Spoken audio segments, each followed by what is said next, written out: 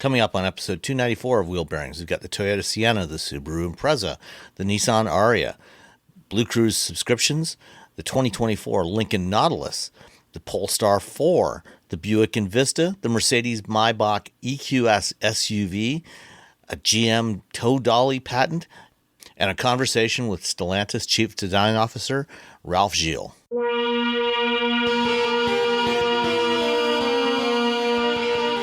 This is episode 294 of Wheel Bearings, and I am Sam Abul-Samad with Guidehouse Insights.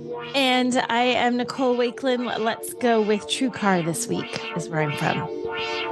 And I am Roberto Baldwin with, Motor One. Let's say Motor One. I got a thing I got to write for them. All right, who wants to go first? I'll go first. Okay. Because I'm ready. Whoa. I'm ready. Yeah, you can't go Settle first, down. Robbie. It's me. Okay. And I haven't even had coffee because I broke my coffee maker this morning. We've had all kinds of tech issues this morning. We've had so many issues. We're starting like a half hour late. We've had so I many don't issues. even know how technology works anymore. I know technology is scary fancy. Okay, so this week I am living the minivan life. I have a 2023 Toyota Sienna Platinum all-wheel drive. The whole title. It's not that bad. Some of them are long. This one makes sense. So it's a minivan. So it is the family hauler. It is not an inexpensive vehicle. Now, the Platinum is the fanciest trim that you can get, and I've got some extra stuff on here. There's a rear seat infotainment system. It has that like digital rearview mirror. It has carpeted floor mats. So it's got some extra stuff on there. It is $53,990 as it sits in my driveway this very minute. What do you think the destination is? Go, gentlemen, go. $9.95. $1. Sam's gonna win. It's $13.35. Oh, Wow. Yeah, so it's kind of a high one on this one. It's Go, like Sam. I'm not even Go, Sam. trying anymore. It's like, I mean, you're just giving up on life, Robbie. Is that what's happened? I had Just a good forget it. run. It's over. So it's a hybrid. You can only get the Sienna as a hybrid now. There is no non-hybrid version of this. So it's hybrid or bust. So it gets good fuel economy. I've been averaging about 37 miles to the gallon is what I think it was last time I looked. And that's driving around town, back and forth to Boston twice, I think. So it's a combination of some good highway driving in there, but also some stop and go stuff around town. For a minute, I mean, it gets such good fuel economy. I drove it back and forth and it didn't look like the needle had moved at all on the gas tank, on the gas gauge. I'm like, is that broken? Like, it just didn't seem conceivable. I'm like, no, the range, my number of miles I got left is going down. It's just going down really, really slowly. So if you've got a lot, like, this is going to save you a small fortune in gas, especially I just remember those days when my kids were little and it was pick one up at one school, pick the other up at one school, bring one to this practice, bring one to the other practice. Now you do a lot of random driving around short distances all over the darn place when you have kids. And this would have been fantastic. Although I've never had a minivan. I just never did the minivan thing. But so great fuel economy. It's got a 2.5 liter 4-cylinder. It's 245 combined net horsepower. It's not the most aggressive car you're going to drive. It's a minivan, people. It's a family car.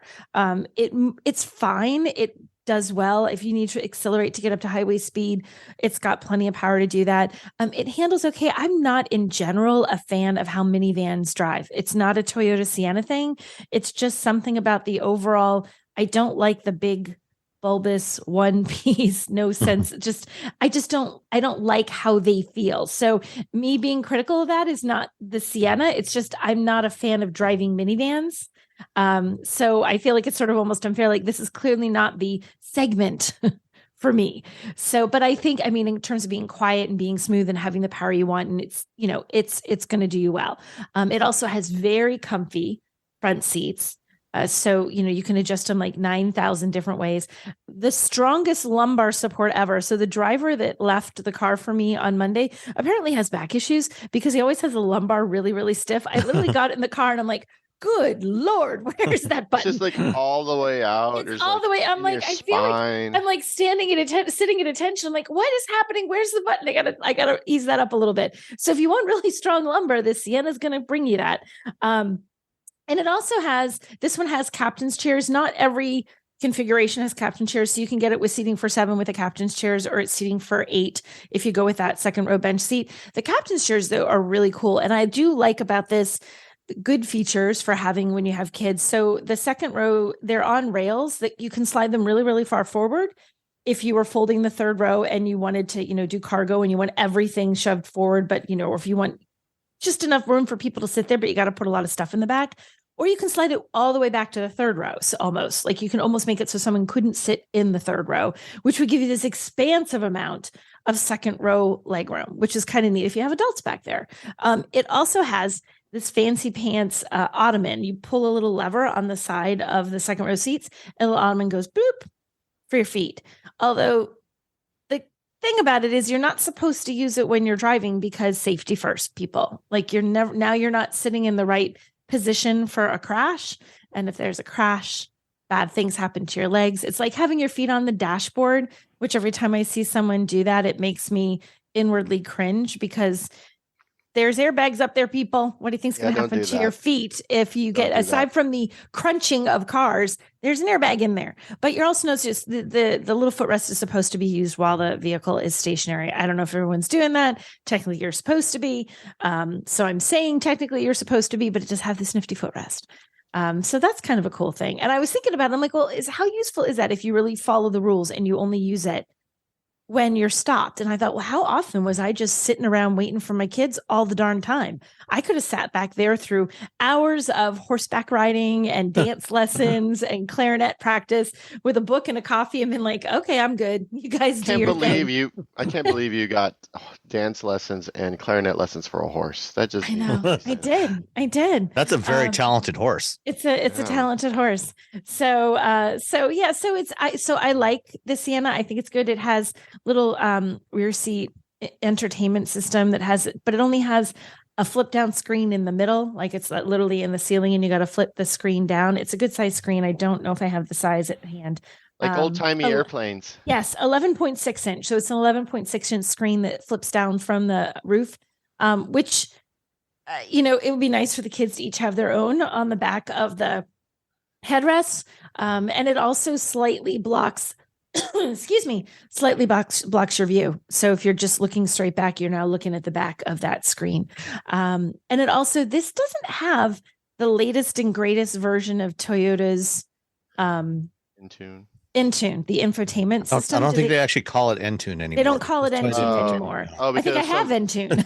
Because everybody gets angry because it's like, boo. It's like when Comcast decided to be Xfinity. Yeah. So it does not have that. And I'll tell you, like, man, the new one is much better. I didn't realize how not good the old one was until all the Toyotas and I've driven lately have had the newer system. And then I went back to this and I'm like, oh, good Lord. It's like the Wayback Machine, and the Wayback Machine has brought me this horrible infotainment. It does what you need it to do, but it's just nowhere near as crisp, as clear, as intuitive, as well designed. And it's just bad. It's not great. So that's the biggest thorn in the side of the Toyota Sienna is that it does not yet have, and this is a 23, it does not yet have the newest version. I don't know what they call it now. Toyota's infotainment that they developed themselves that is really slick and works really well. This is not that. So you don't get that version in the Sienna if you get it right now. But otherwise, I like this car. I mean, if you're looking for a family vehicle, I think it's not a bad choice as minivans go. Now, before we started recording, you mentioned something about DVDs and the rear seat infotainment. Yes, it does. So strangely enough, and like I don't even have DVDs anymore. Do you guys have DVDs for anything? I think there's a handful. Yeah, there's a handful of them sitting here on a bookcase across the basement from me. Okay, but we haven't actually played them in probably a decade. Right. What about you, Robbie? Do you even have DVDs? Yeah, we have a lot of DVDs actually. Okay, so. We're waiting for the end of society, for the collapse of society. For the end times? Yeah, we got an old PlayStation, we got some DVDs, we're good. We're fine. Well, apparently a vast number of parents have DVDs for their kids to watch movies. And one of the biggest comments I got when I shared this stuff, because I share a lot of stuff on TikTok and a lot of stuff on Instagram and all over the place. But the TikTok comments were, yeah, it's a deal breaker for me because there's no DVD player. And I'm like, sure enough, there's not. But can you play videos off of a thumb drive, for example? I don't know if you could play videos off of a thumb drive, but it does have. I feel like you could. It has an HDMI input, so you could plug in. Can't you? That would let you. You could plug in an external DVD. Plug in an external. But you don't want to do that. Right. But I mean, you could. But if you could play the videos, like the infotainment, and have a DVD player jacked in and sitting on the center, like in between on the floor. but if you on the other hand, you could take like your PlayStation or your Xbox, put that in, plug that in. You could use that. They could use that to play games or play DVDs, or Blu-rays, So I feel like that's the idea. Is you could use your game console to play the videos you want to play, I guess. And if you don't want to take the console in the car, if you could play videos off of a thumb drive, then you could just rip the videos onto a thumb drive before you go, and then you could have a bunch of videos, a bunch of movies on there for the kids, or they could just play Frozen over and over again on a loop. But then you would have to have a computer that has a DVD. A DVD, right? Oh, that's true. Well, I mean, I have, I do have an external. I do still have an external DVD drive sitting here that every couple of years I pull it out. Something comes along that I have. I don't have one. I think Russ might have one because we discussed once he keeps all the things. I'm sure he has a way to play DVDs. Russ has it. He's got something he could take out, but is there any support for streaming? I like don't. over the cellular modem connection. So like, is there a 4G or not a 5G but a 4G that you can stream from? I'm not even seeing 4G. Could you just play Netflix or Amazon Prime or something? You have a really nice speaker system. You have a USB media port, so maybe you could. Alexa, Sirius. No. I'll have to double check. I'm not seeing that it says even Wi-Fi. USB ports. It was because most newer vehicles. Well, that's. Oh wait, connected services, 4G network. 4G. Okay, because most newer vehicles, a lot of newer vehicles have Verizon or Amazon Fire TV built in, or so you can have all your streaming services logged in there and just let them watch it that way. But that's not what anybody wanted. Like literally, parents, there's no DVD player. They all want a DVD player. They all want a DVD player, and I'm thinking, I don't even have.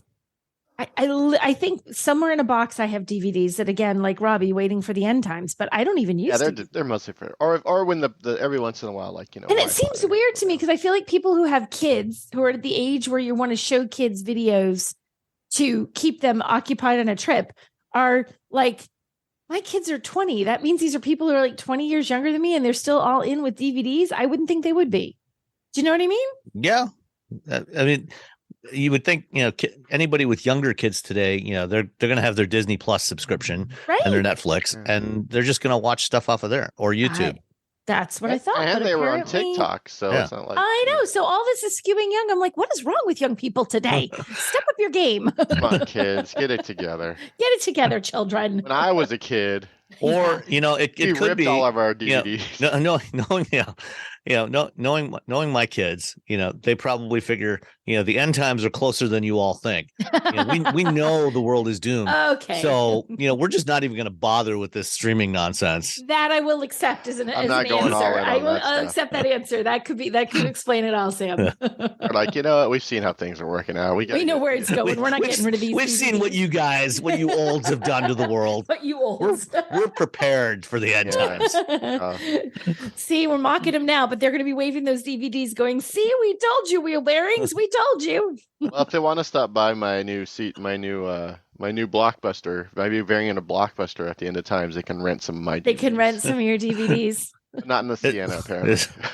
Is your ID Buzz going to have a DVD player in it? I don't think so. I doubt it. I don't have kids, though. I have dogs, and they don't care about television. Dogs who do not care. All right. Anything else on the Sienna? No, that's it. I feel like I've pretty much talked it to death. That's it. I guess one other question. No. Would you? Okay. No more. Go ahead. We're done. Would you prefer it to be offered, or would you like it to be offered with a plug-in hybrid option? Yes. I mean, I feel like if it's hybrid or plug-in hybrid, I like the idea of plug-in hybrids because they give you that sort of all electric driving range, but they always add a chunk of money to the cost of your car, right? And families generally on a budget. So I think that it might be a little bit cost prohibitive. I don't know that it's not, and you get really great fuel economy with just the straight up hybrid. So although it would be better, presumably with the plug-in, it's not like you're suffering. It's not like right now all they have is a gas engine. Yeah, I mean, if you're getting 35, 37 miles per gallon with the hybrid, right? So how much the cost benefit analysis might not work out in favor of the plug-in. I think that the reason I'm a fan of plug-in hybrids is I think they ease people into the idea of EVs, and they give you that little bit of electric driving range. But I think where they've got a straight up hybrid, just stick with that. Okay, fair enough. Roberto. Yeah. What have you been driving? I drove the Subaru, the 2024 Subaru Impreza RS. No, you have to say it the way you wrote it. It has 3 DVD players. No. It's written, he wrote it in the show notes. It doesn't say anything that he just said. It says it has like 18 Z's. It's like Subaru Impreza. That's what he drove last week. So yeah, I'm driving the Impreza RS. Much better. It starts at $27,885. This is the sort of top of the line in new Subaru. You can get the regular base one, starts at $22,995, so $23,000.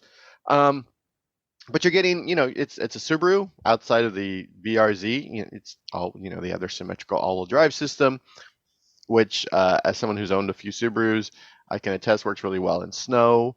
It's probably why they do really well in Vermont.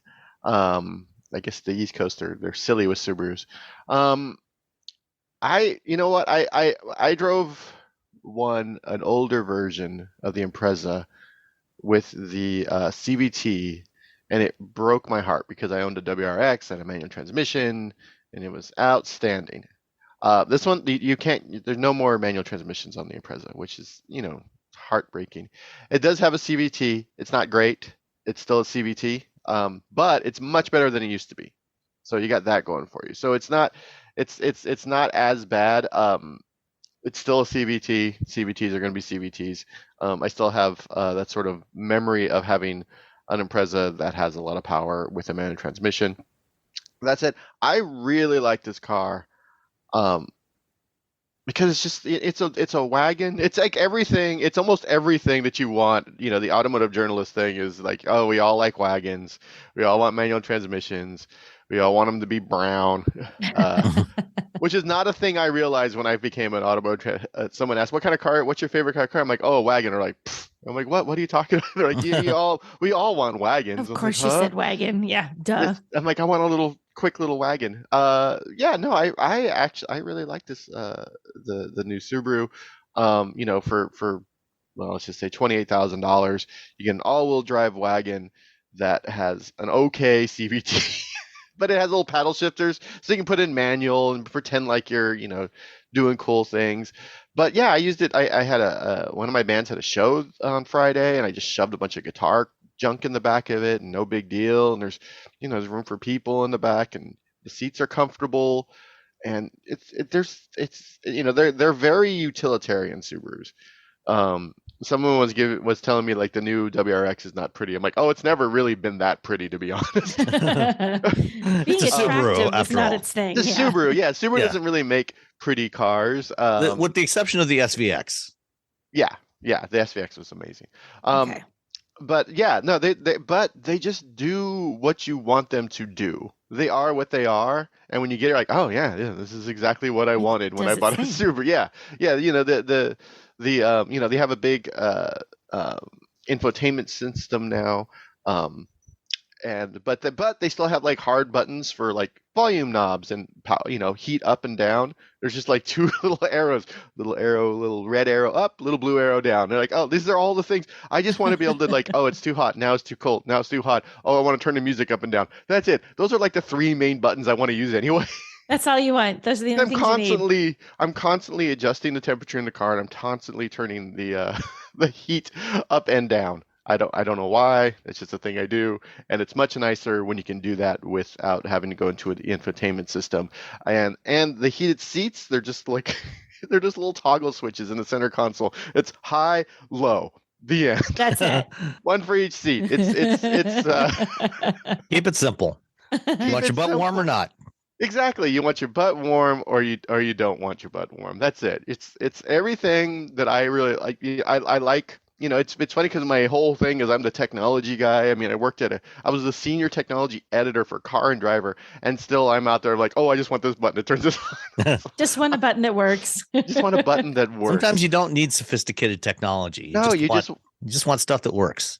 Mm-hmm. Yeah, you just want things that work, and I think that's the smartest thing. If you get, with technology, should be like make something work easiest for like the easiest way to make it work, and the easiest way to make some of these work. Make it do what it's supposed to do. Just a big old thing. Like if it was just a big like a big red button you just smash with your hand you're driving, heated seat, blam. A good way to explain the stuff is like science is about understanding how the world functions, what makes the world tick. Technology is about engineering is about applying that knowledge to create technology that solves problems. Yeah. And if you're not actually solving a problem by going from a switch to something in a touchscreen, don't do it. Don't do it. Don't do it. So yeah, no, I appreciate, I really like my BRZ. It's fun to drive, but the infotainment system in the thing is just kind of trash. But it's just like they have big knobs for like like to adjust the heat, and there's just little buttons to change the time. There's just two buttons. One says H and one says M next to the time. And every 6 months I hit the H button and it goes up, and then I just hit it a few more times until it gets that's it. That's all I want. I don't need anything That's special. all you need. Yeah. So as a sort of utilitarian vehicle, it's great. They have little, up on the rain gutters up top, they have little things you can pop up, so you can put rails on top, so you can, because you're going to put a bike or a snowboard or a kayak, because it's a Subaru, or something for your dog, or a bike and a kayak, or a bike and a kayak. It's very, they know exactly who their customers are. They're just like, let's not get fancy, let's not get crazy. These people just want to go ride their bikes and their kayak, or their kayak / bike, and they want to fill the car with dogs. And that's it. They just want to go out and do things with their dogs. That's Subaru. That's it. And they know that. And they're like, here's the car. Go away. Let's see. The RS I drove has the 2.5 liter boxer engine. Still doing that boxer engine where the cylinders are horizontal. I love the visual that's coming along with him. I have to whenever I say the boxer engine, I have to move my fist back and forth. You feel like you have to move the. Let me demonstrate why they call it that. Yeah, so this is the larger motor. It has 182 horsepower, 178 pound-feet of torque. Not a lot. Totally fine. More than adequate for people who are buying an Impreza. Or you can get the base and the sport trims, which has a 2-liter 4-cylinder with 152 horsepower, 145 pound-feet of torque. If you want something with more power, you just jump up to the WRX. Problem is the WRX looks the way it does, and it's not a wagon. Just make the WRX look like the Impreza again and be done with it. That's my soapbox right now for that. Okay, that's fair. The Sport and the RS, you can have manual mode, and I'm doing that with air quotes because you're using the little paddle shifters on a CVT. So you're selecting between some pre-programmed ratios within the CVT. Yeah. Instead of continuously varying, it goes to certain points along the ratio curve. Yeah, exactly. I like the, and I feel like I don't want to sound like a Subaru fanboy, but I really like just sort of this utilitarian fun little. It's fun to drive, like going around corners.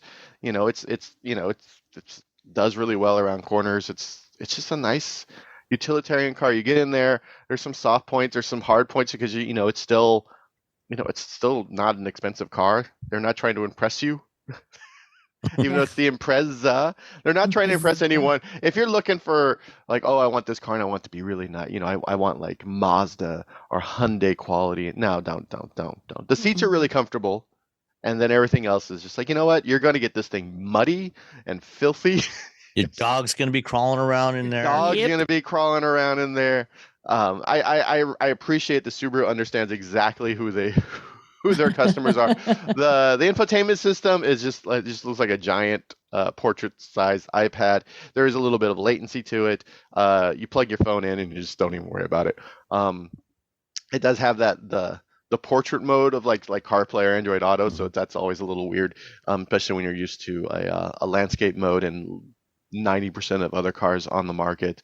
But yeah, it gets, let me pull up the old fuel economy thingamajiggy. 26 city, 33 highway, combined 29. I'm getting 28. I wish it got a little bit better, but you know, what are you gonna do? It's no Sienna, I can tell you that. Yeah, it's no Sienna. Doesn't have a hybrid, doesn't have a and then when I'm driving it, I'm like, man, this thing was an electric car. If it was an EV, just yeah. I again, the wagon thing.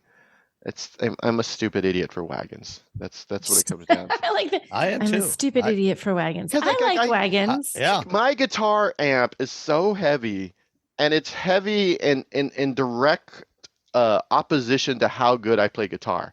So it's really heavy, and I'm really bad. And it's just like, oh, you have to lift. And I've had to lift this thing into like SUVs, into Arcona, into like whatever, you know, you have a press car, and sometimes you have this like really tall whatever, like a Bronco, and I'm like, and but with the wagon, I'm like, oh, what? Once again, the visuals. It's like he's hauling, like, oh my god, and all the whole world. It's just it's not even that big. It's not a bass amp. It's just so heavy. I bought it in what year? I bought it in like 1995 from a guy on his way to jail with a bunch of quarters I had. Oh God, you did not? Did you really? Yeah. I'm sorry, that's really funny. That's yeah. It's fun stories with Robbie. So yeah, no, it's you want a relatively inexpensive all-wheel drive vehicle. You're not looking too much for performance, and you're not super sad about it no longer having a manual. Then the Impreza, especially if you're a fan of wagons and you have a dog. I haven't put the dogs in the car yet. Typically, the automakers tell you not to. They ask you, please don't put your dog in our car. It's a Subaru, so I think it's required, isn't it? Isn't it like right at the top of the loan form? Like Subaru, if you have a dog, you must put it in the car. You are required to put it in the car for at least 5 minutes or something. I had a few years ago when I was at Car and Driver, I was going on vacation, and the fleet guy was like, hey, what car do you want this week? And I'm like, oh, I'm driving somewhere. I'm taking my dog. So, I don't, I won't be here. So and I can't put a dog in your car. They all have like, please do not put your dog in our car.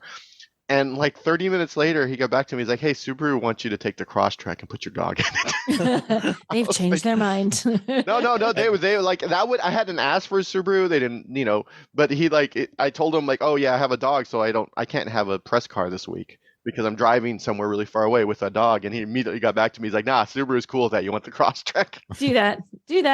So I should look at my, you know what? I should get. I feel like it would be completely counterintuitive if Subaru actually get upset if you put your dog in the car. I mean, if you left it a hot mess, they're probably going to be. And I'm pretty sure that the second line on the loan agreement is, please put your dog in there. If you don't have a dog, please make the first stop you do at your local animal shelter to rescue a dog. Please go get a dog. If you don't have a dog, you're required to rescue one as a part of your contract. I'm gonna look at it. Oh no, my email link has expired. I was gonna look at. Oh, there it is. I'm gonna look at the loan agreement right now and see what you find. I wonder what it says about you. You have to scan it as we're talking and see what it says for like what's the rule? What is the rule? I gotta know. Okay. Vehicle use. All right, you go on next. We'll continue. Right. There's a lot going on in this thing. Did we talk about pricing on this? Yes. It's I didn't tell you. I don't know what I didn't have a Monroney. I got to do some math. Math. Oh. Give me. All right, you guys. Worstest. Give me a second. Don't say any numbers. Let me. I'm gonna say a number anyway. I'm gonna go with I'm going with $9.95 because that worked for Sam a minute ago. I'm gonna go with $11.95. 22. You know that meme? Although if I was smart, I would go with $9.96. Yes, you would. Okay, hold on. I can hear the clicking of the keyboard. We've put him on the spot. We've done too much. We broke Robbie. $1,090. Oh, so you got it, Nicole. I got it. I went over. There you go. It's like a birthday present. Woohoo! I won. I got it. What's the MSRP? So the base model is 22,995. That's with the smaller 2-liter engine. The RS that I'm driving currently, 27,885. So you're paying, with destination for the base, you're paying 24,000. For the RS, you're paying 29. Let's just say 29,000. But you're getting, all-wheel drive, a car that'll last forever as long as you keep checking the oil, because you don't want to blow the head, because that's a thing with boxer engines. But yeah, Subaru people love Subarus. That's the problem. That's not even a problem, really. I love my Subarus. If I was Subaru, I wouldn't consider that to be a problem. Yeah, no, that's not a problem at all, actually. People love our cars, darn it. I really liked I've liked the 2 Subarus that I've had. They're two of my favorite vehicles ever. And I'm a big proponent of EVs, but at the same time, I love my BRZ. All right. You guys figure that you guys talk about something. I'll look up this dog thing. Okay. Did you know you can support Wheel Bearings directly? Head to patreon.com/wheelbearingsmedia and you can become a patron today. Your contributions will help fund the platforms and tools we use to bring the podcast to you. And exclusives and improvements are already on the way thanks to your generosity. So if you want to be part of an automotive podcast like no other, head to patreon.com/wheelbearingsmedia. Hey, Wheel Bearings listeners, it's Sam.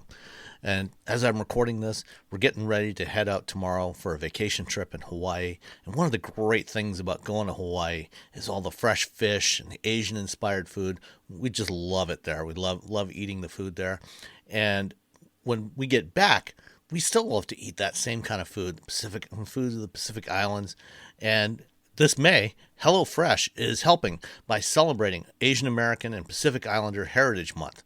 So for a limited time only, you can get some of that same kind of food with limited time authentic recipes created in partnership with Chef Surbi Sani of New York's Tagmo restaurant, who's creating a special cultural taste tour right in your own kitchen. After May is over, as we get into the summer months, you're probably going to be having friends over for parties and everything.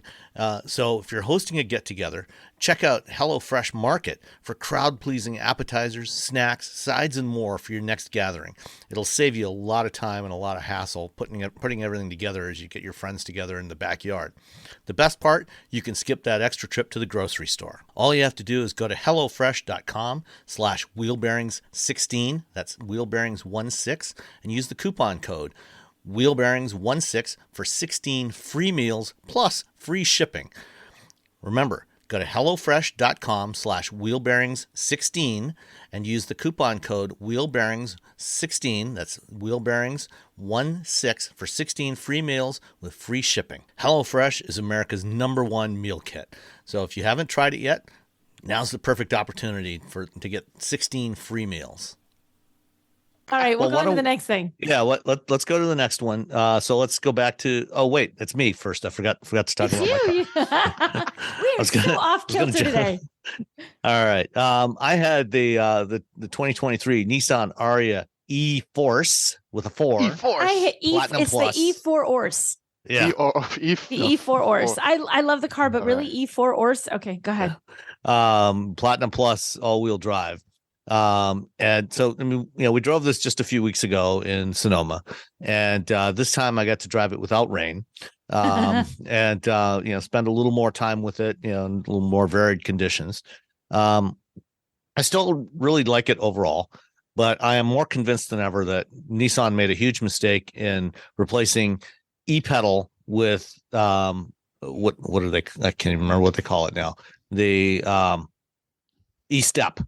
So going from getting rid of the full one pedal mode that they have on the Leaf and going with what they're calling e-step, which is, their stronger regen mode, but it won't bring the car to a complete stop, which I find quite annoying. And it can be kind of inconsistent at times. I would rather have the option. Yeah, I mean, this is all done in software, so right. there's no reason, there's no extra cost to them to give you the option. You press the button once, you get e-step. You press it a second time, you get e-pedal.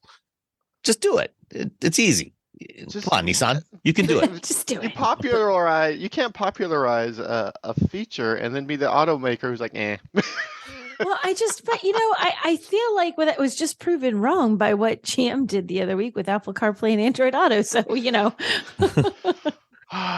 like, hey, GM was like, hey, hold my beer when they found out. Yeah. We got you. So, driving around in this thing for a week, aside from the e-step, e-pedal thing, it is quite pleasant to drive for the most part.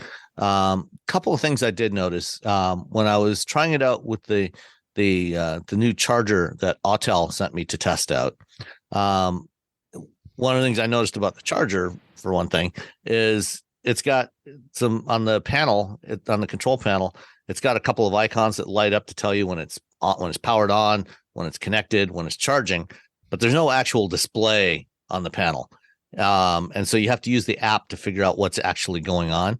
And when I plugged it in, I had it set up with a schedule to charge at night, but I was doing it during the day and I wanted to try it out.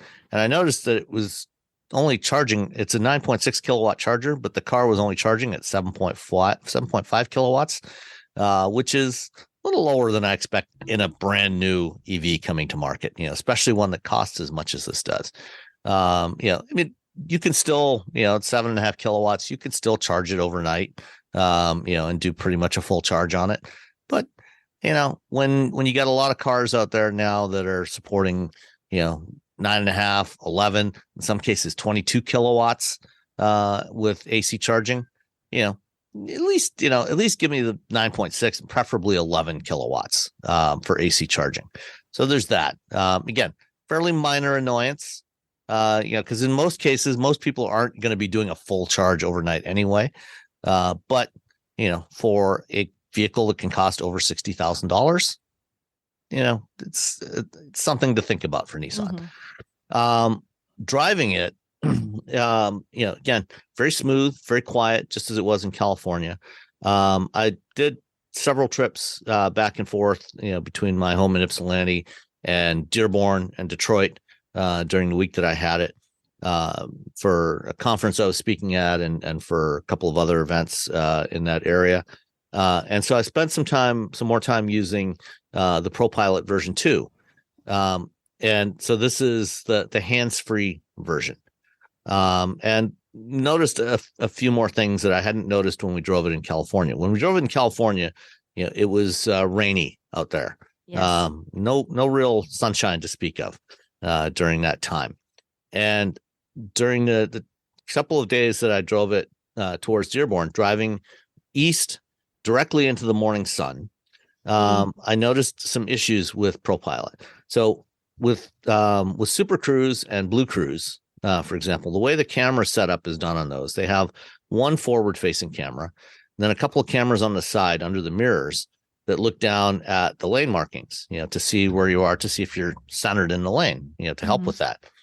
Nissan does not have the side cameras for that. They use a trifocal front camera system. So there's 3 cameras up front, an ultra wide, so it's kind of like your iPhone Pro, ultra wide, a wide angle, and a long range camera. And they're all facing straight ahead, and driving directly east at 8 o'clock in the morning, directly into the morning sun that, was a little bit above the horizon at this point. Several times on several occasions, I had a warning come up on the instrument cluster saying, ProPilot disengaging, low camera visibility. The sun was shining, sky was blue, not a cloud in the sky.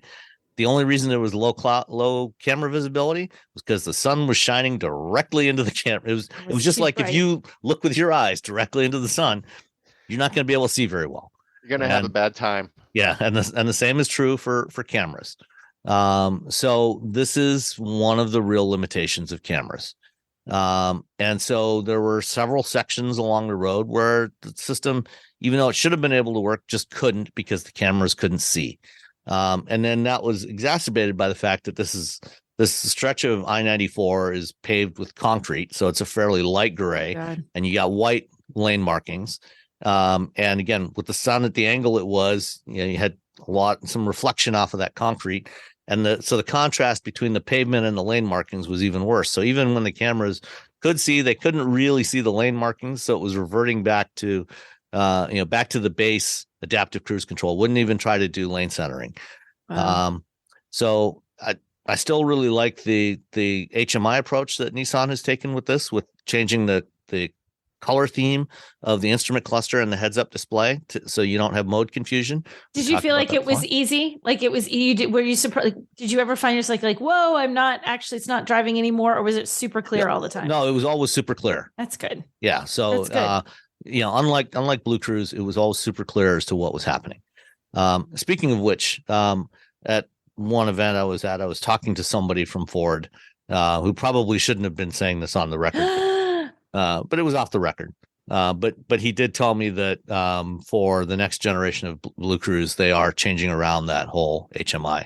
Good, because it's stinky. Yeah, but that's they are my not professional opinion. They are not putting capacitive sensors in the steering wheel because that was too expensive. They decided it wasn't worth the cost, which I told them I thought was a mistake, that they should do that. Wait, so when it notifies you, it's just going to be visual then? Well, no.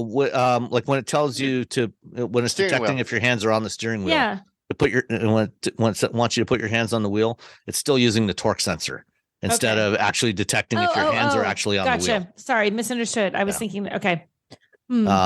So aside from my complaints about that, with the ProPilot 2.0 driving into the sun in the morning or into the sun in the evening, otherwise, it generally worked really well. I was quite pleased with that. Overall, I really like this car. The haptic feedback from the touch controls on the center console, and on the instrument panel, is fine. But again, I would still rather have something I can feel without looking at it. Am I still complaining about this? Because I really like this car. I really liked it too. I mean, no, but your complaints are valid. I really like this car. I like the all-wheel drive version better than the front-wheel drive version. Front-wheel drive. Yeah, E4 Orse. The E4 Orse. Really nice. I don't like its name, but I like how it drives. I think I wish this one had come out before the other one. I think it would have gotten a more positive reception because I think it handles better, so much better than the other one. And I like the features there. I mean, the stuff they have in there is good. I love the little hidden compartment thing under the dashboard, little drawer that you can deploy. The movable center console is nice. Movable center console is really nice. So you can move it so it's always in the right spot. You don't have one of those like, oh wait, the armrest is too far. I've adjusted my seat and the armrest is too far back or too far forward. So it's got some really neat features despite the drawbacks that are quite valid that you've mentioned. It has great features to it, Sam. Yeah. So the E-Force, since it's the Platinum Plus, E4 Orse. E4 Orse. Since it's the Platinum Plus, has the bigger battery, which gives it a little more power. 389 horsepower. I think. Let me find it here. Let's see. Yeah, 389 horsepower, 442 foot-pounds of torque. So plenty of performance. Performance is not an issue at all. Lots of room inside. Easily room for 5 people in there. 87 kilowatt hours of battery. The range for the E4 Orse is 289 miles, which is okay. It's not exceptional, but it's better than what you can get from Toyota. Right. And I mean, an all-wheel drive BZ4X is like 220. So, it's way better than that. So, overall, it's a good vehicle. And if you're looking for an EV, it's definitely something that should be on your list, your consideration list. Since the one I had was one of the pre-production models that was used for the drive programs, there was no Monroney attached with it. But I went through the total sticker price was $62,220. So this is basically, a loaded model. And best of the best. Yeah. And the shipping and handling charge Any estimates? Ooh, 1,200. I'm gonna go with 1195. It's what? That's the worst pick. Unless it's 1196. You have a range of $5. 1196. I like 1195. That's number one. Leave me alone. I hope she wins. It was 1335. Oh, dang Oh, So 62 220 all in delivered. So quite a nice you should car. have said 1201. That would have been the.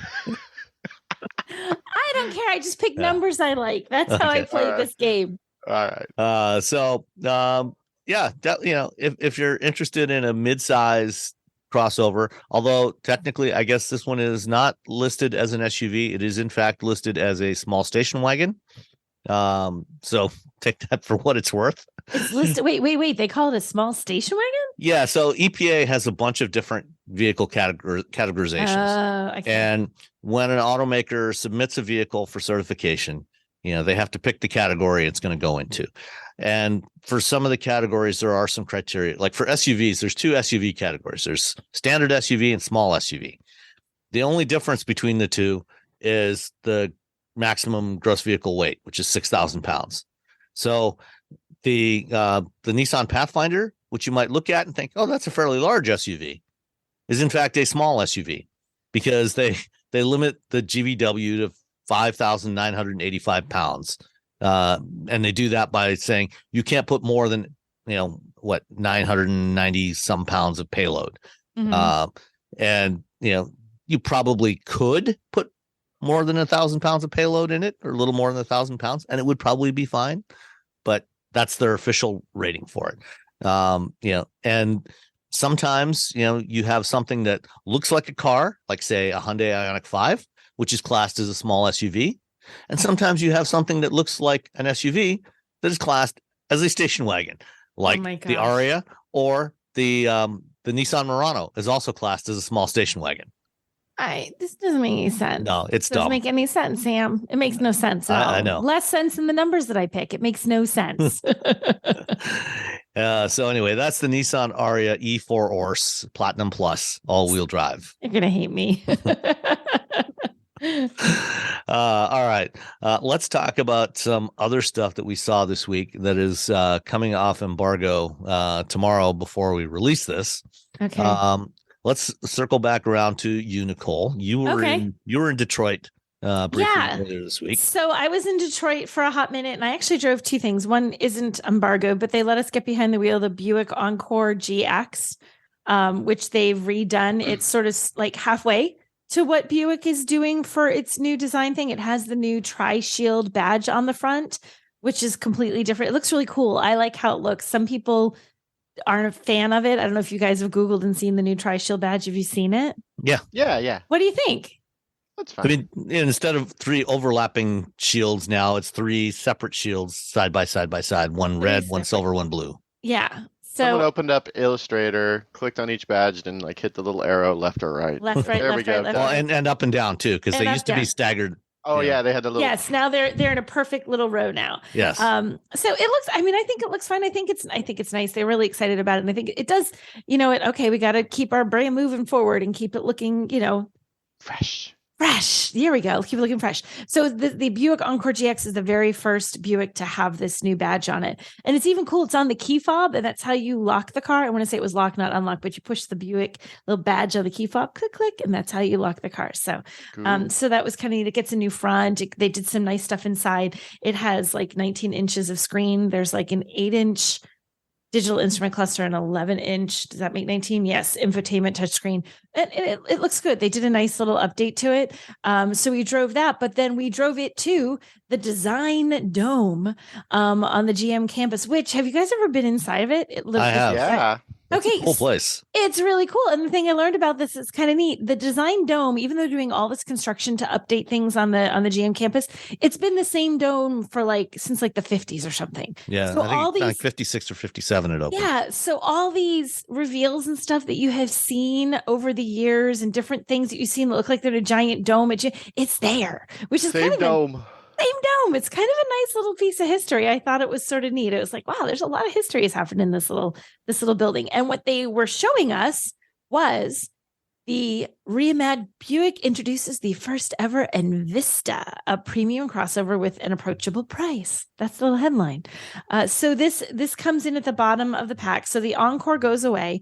Then there's the Encore GX. Well, below the Encore GX now is going to be the Envista as the most entry level of the, I guess would they call it a crossover? Okay, I'm calling it a crossover. I don't know what the heck the EPA is going to call it, but it's a crossover. As we've discussed, they don't make any sense. So, so this is coming out. It's a 2024, and it's going to start at $23,495, which is pretty darn affordable. And I talked a lot with, especially for a Buick. Yeah, I talked a lot with Duncan Aldred. He sat across from me at dinner. He's their global VP of Buick and GMC.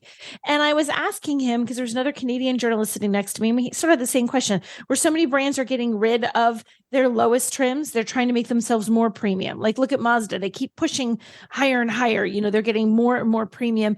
Buick is already a premium brand, but yet they're pulling that lower. Do you know what I mean? It's sort of backwards of what everyone else is doing. And what he had sort of said is they felt that there's a little gap there because everybody is pushing things up.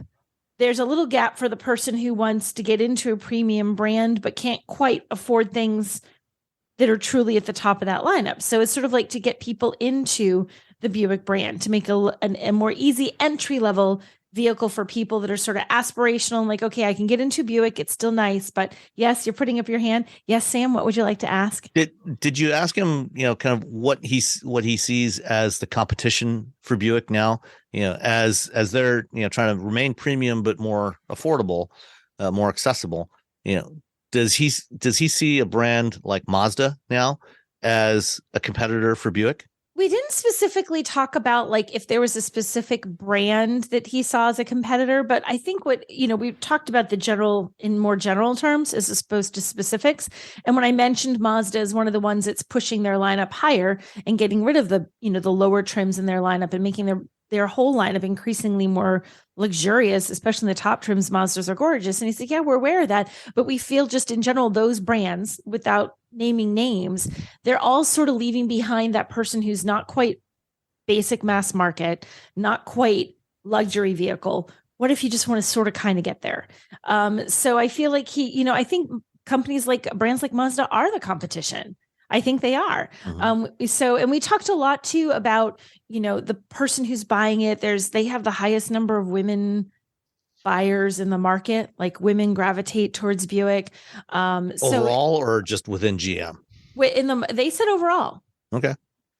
So, you know, a lot of women buy Buick. So they're very much trying to, you know, cater to that market that they sort of have. They get a lot of conquest sales from lately. They've been doing really well. Their supply chain has caused issues like it has for everybody, but still, despite that, they're doing really well. So they feel very positive about it. I think they feel like the Envista is going to continue to build that momentum. And it looks great. And this one, where the Encore GX just has a little bit of the new Buick design aesthetic to it, the Envista is full on 100%. This is the new Buick design. This is what Buicks are going to look like. This is where we're heading going forward. So it has that badge, but it looks a little bit sportier, a little bit more streamlined, a little bit sleeker. It does have a more premium look.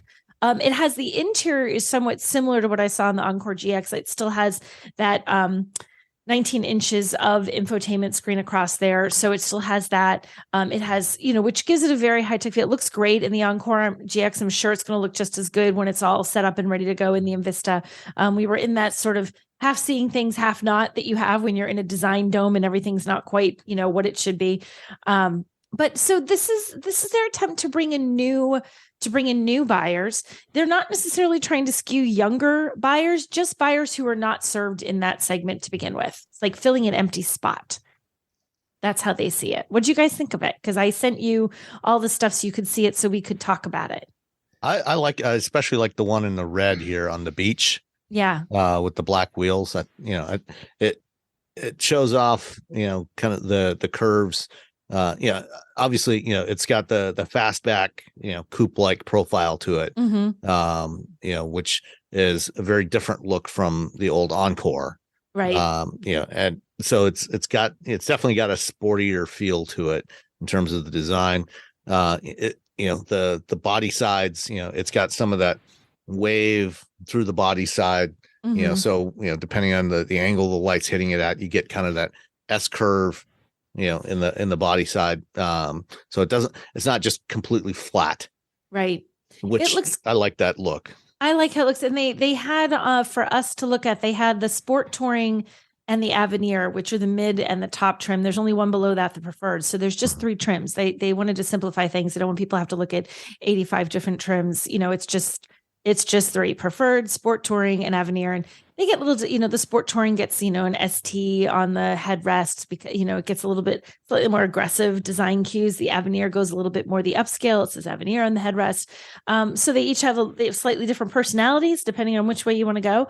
But I think it could be a good car for Buick. I think it could bring in people who maybe wanted to get into Buick, get into a little bit more premium, but couldn't, spend another $5,000 or $10,000 up from that. It lets you get into the brand, and their hope is that once you're there, you're going to like it. You're going to say, and the Encore did really well for Buick. It was Buick's best-selling vehicle through most of its model run. Right. So, this one, as essentially a replacement for that, looks a little sportier, a little newer. It gets away from some of those classic Buick design cues. There's no more, fender vents anywhere. It definitely has a little more modern look to it. Maybe in some ways, maybe a little more generic than in the past, but it still looks good. I like it. Yeah. You go to where the people want to spend money. Yeah. And that's where the people want to spend money. I think it's nice. People really were beaten on Buick because it's sort of like this, it's the old person's brand. It doesn't have any spirit. It doesn't have any energy. But I think they're trying to morph what they were doing. They're trying to be relevant. They're trying to bring the brand forward. And I think doing something like the Envista, I think that helps. It's baby steps. It's not like you can introduce 20 new cars every year. It's a process to redesign things and figure out your target market and continue to evolve with it. And the Envista is part of that. I applaud them for putting a wagon out a few years ago and then having to pull it because no one would buy it. Yeah. But I know they tried. We had that conversation at the dinner table. He's like, yeah, Duncan's really like, yeah, I know you guys all want a wagon with a manual transmission. That's not happening. No one's buying it. I love that Regal wagon. Cool. The Tour X. Yeah. Cool. Is this front wheel drive only, or will it also be offered with all wheel drive? I believe this is front wheel drive only. I think it was just front wheel drive only. It doesn't say anything about all wheel drive. I'm almost 90% sure because I'm getting the Encore GX and this mixed up in my head, but I think this is only front wheel drive only. So that might be a downside for people who live in the Northeast or in the snow belt region who really increasingly want all wheel drive. But they can just buy a GMC Hummer. You can buy a Hummer, or you can slap winter tires on there. We have not yet this episode waxed poetic about winter tires. Put winter tires on your new Envista, and it'll go a long way to making it good in the snow. Yeah, an all-wheel drive car with winter tires, better than all season tires on a 4-wheel drive car. Yep. Yeah. All right. I just like saying Blizzaks. Blizzak. Or some Nokians. There's several good brands. Yeah, there's other ones, but we just like. There's other ones, but Blizzak is my favorite. Blizzak just sounds cool. It sounds cool. It's like, what do you have in your car? Tires. What do you have on your car? Blizzaks. Now you're cool.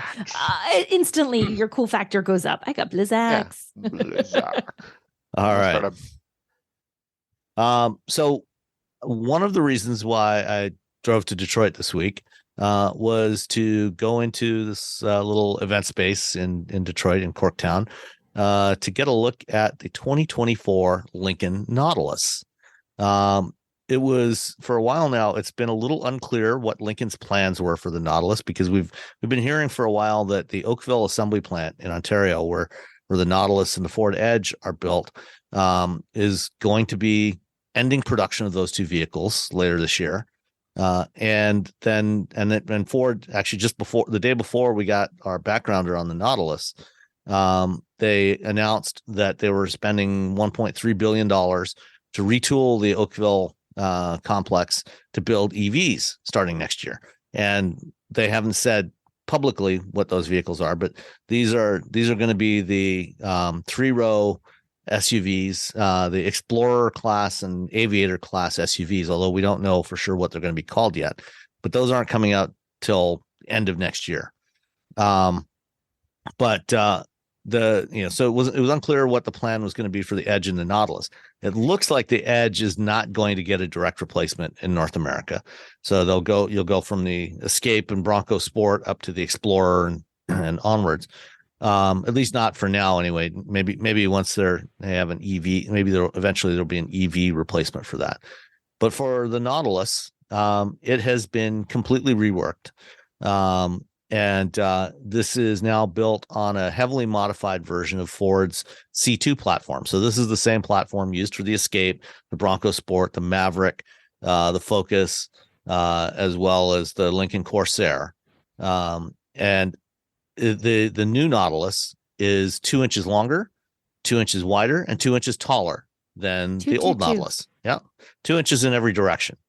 And the design is a combination of, some of the stuff. It looks more in line with the rest of the current Lincoln lineup than the outgoing Nautilus did, because it's got the kind of floating roof layout. Kind of looks like kind of glass all the way around. Available with some two-tone options with a black roof, but it also adopts the same sort of larger grille design that is on the 2023 Corsair, as well as debuted last year on the Lincoln Zephyr sedan in Europe. And this is, at least for the vehicles that still have an internal combustion engine, this is the look that Lincoln's going forward, for at least for the next few years. And then at the back, it's got tail lights that kind of go all the way across and then kind of wrap around the corners and down a little bit, kind of like the rear lights on the Kia EV6, but also, very much the same as what we saw on the Lincoln Star concept last year. And, then the rest of it, you still have the undercut body line, below the belt line running from front to back. There's a clamshell style design hood on the front, so that cut line kind of melds in with that undercut, keep it looking a little smoother, a little cleaner. Overall, I like the interior, or like the exterior design.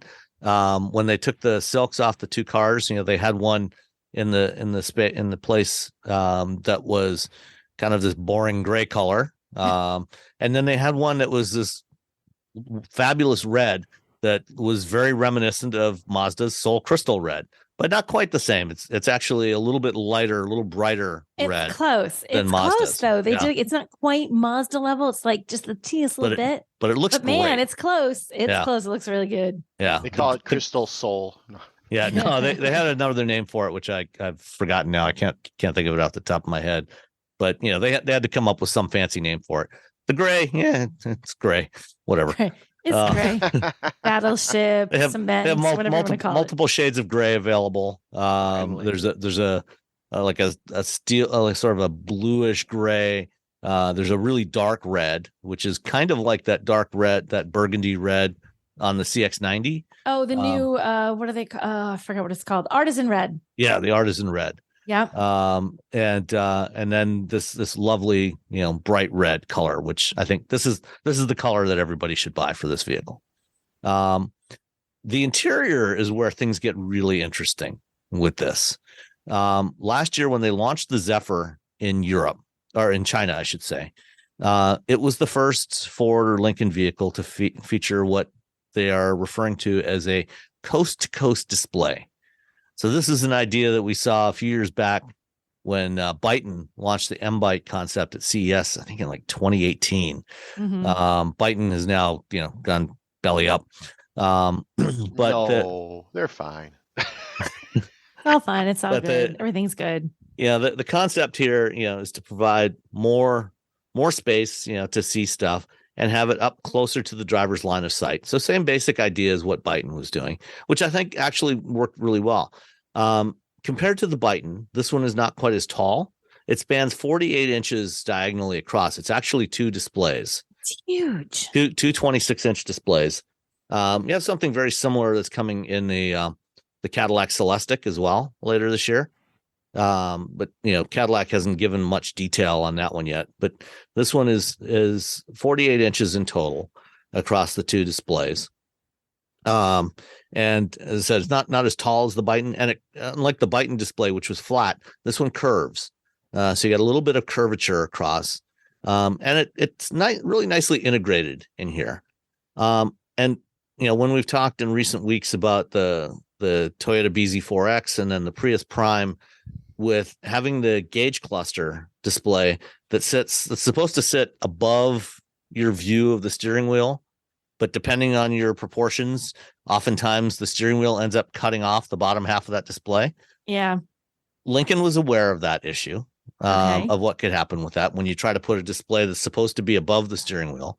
And so the steering wheel itself is kind of flattened out. It's not a yoke, but they've taken a round steering wheel and kind of like heated it up and squished it from the top and bottom, so it's more oval shaped. It squished it. I'm so sure some designer is like, that is not what we did.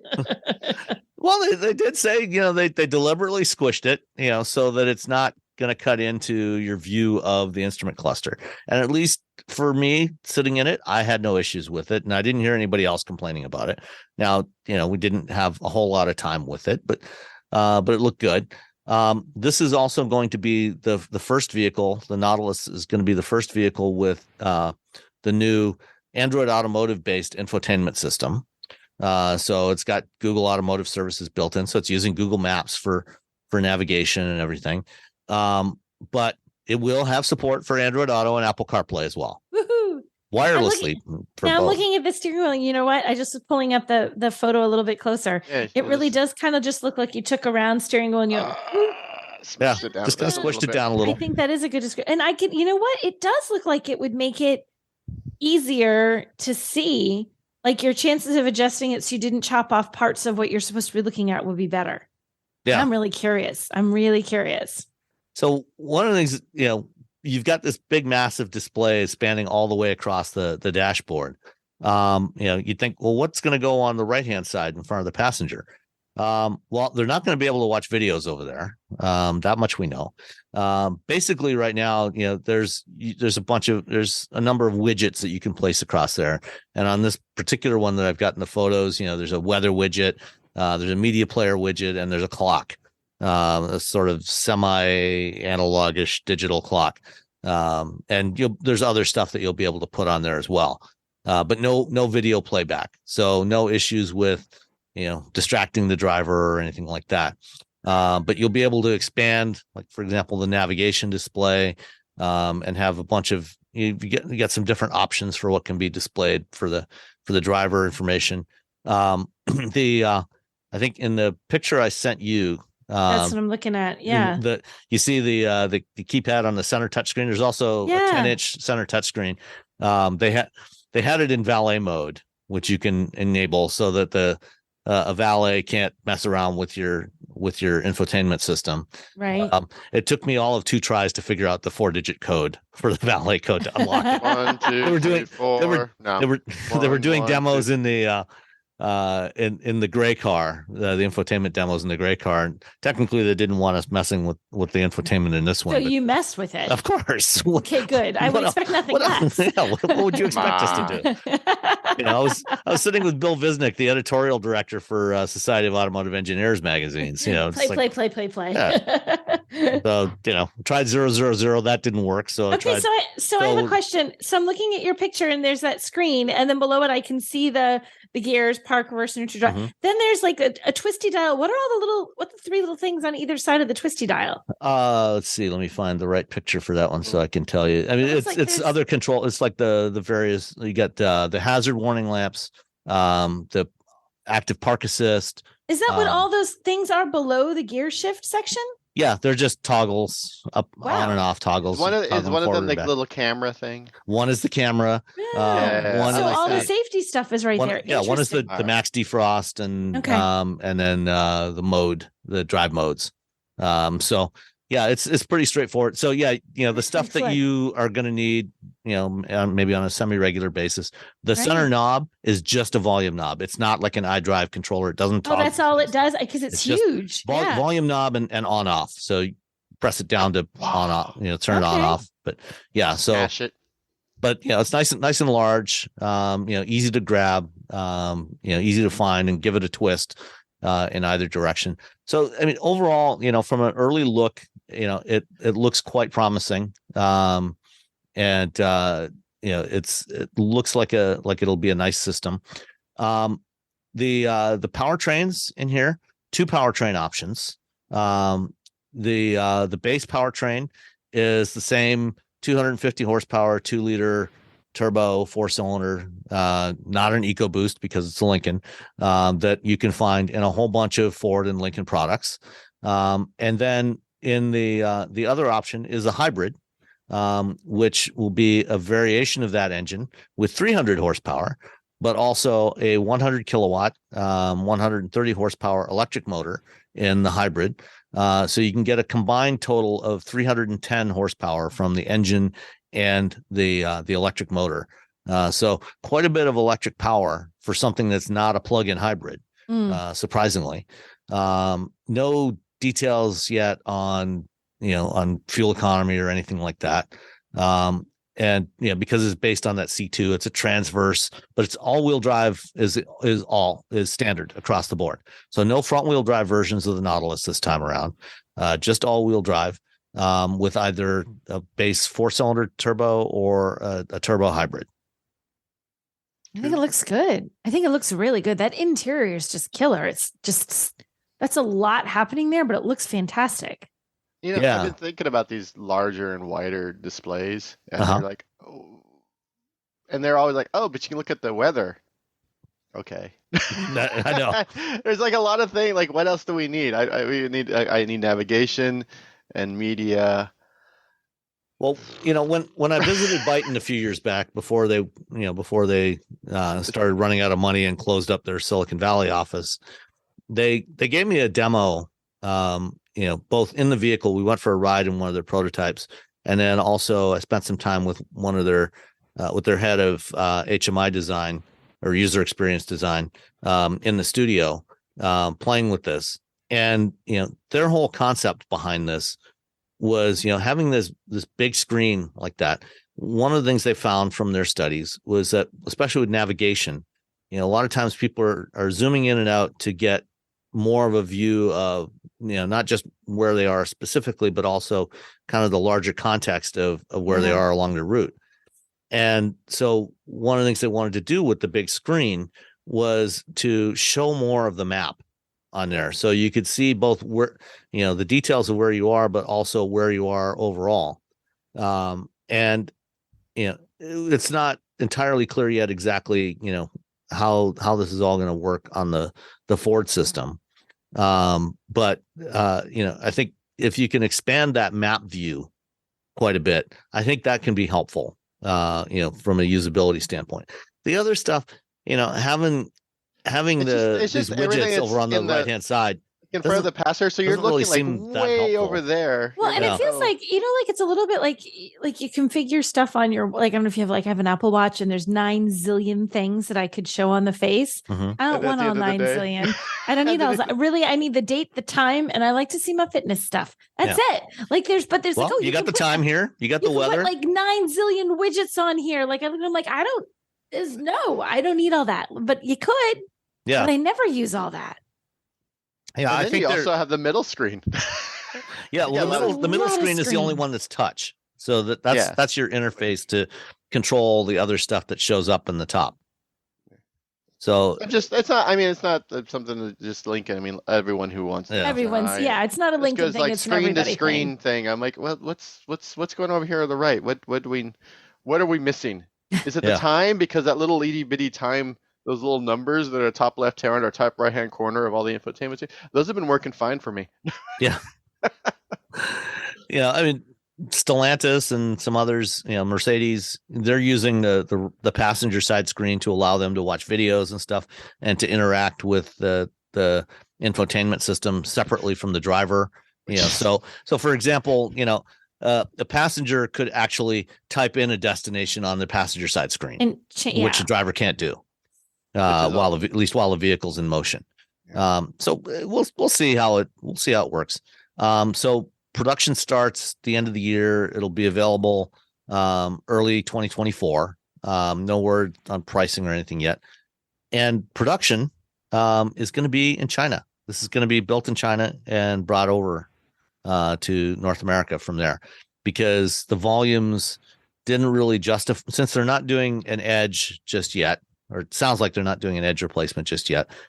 And most of the sales of Nautilus, of the current generation Nautilus, 2/3 of sales are in China. They're just going to build it in China and bring them over here for the U.S. market. Yeah, it makes sense. Yeah.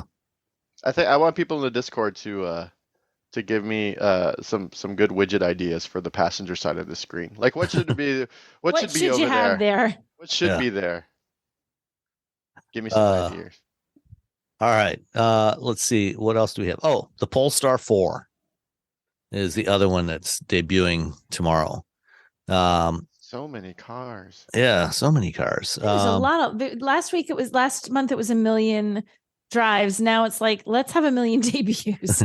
And none of them at auto shows. Yes, none of them at the auto show that just happened. Let's just do it all over. Well, actually, both the Lincoln and the Polestar 4 actually are debuting at auto shows. It's just they're debuting in Shanghai. Oh yeah, wow. Instead of here. Okay, fine. So let's see. The Polestar 4 is the third entry in the Polestar lineup. Also another they're calling it an electric performance SUV coupe. So, is that just that feels like an attempt to do all the SEO in one word? I think so, yeah. And this is, even though they're calling it an SUV, is actually probably less of an SUV than the Nissan Ariya, which is not an SUV. This is so silly.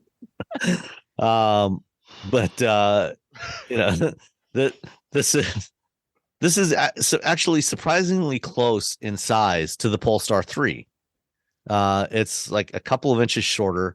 The wheelbase is actually about the same, but it's on a different platform from the Polestar 3, which the Polestar 3 is going to be built first in China, and then they're going to add production in South Carolina at the Volvo plant there. And the Polestar 3 shares its SPA2 platform with the upcoming Volvo EX90. This is on what we're calling the Sustainable Experience Architecture, developed by Geely, which is the parent company of Polestar and Volvo and about 33 other brands in China. So it's pretty close to the same size as the Polestar 2, or sorry, the Polestar 3. But it's got a sleeker look to it. What do you think of the design of this thing? I like how cool. The images that they put in, that they released of it, it looks really sick. They have one that's gold in this image group. Gold? That's Yeah. Gold card. I know. That makes me think of James Bond all the time. But Goldfinger. I like how it looks. I think and they use, the design is really slick. It's in keeping with the other Polestars, but they have that very slick sort of modern, like, I want to be a sports car, but I don't even know what the heck they're going to call it. I'm a not sports car. An electric performance SUV. And I'm an electric performance SUV. I do like how it looks, but in general, I like how the Polestars look. I think they're sort of different, sort of fun vehicles. So I like this one, like like most of the lineup. And the 3 and the 4, have a sleeker look to them than the 2, which is kind of a blocky, chunky look to it. Yeah, that's a little bit. This one goes more towards fast and sleek and sporty. Yeah. I weirdly like that gold. I want to see that gold in person. Yeah, it's pretty slick.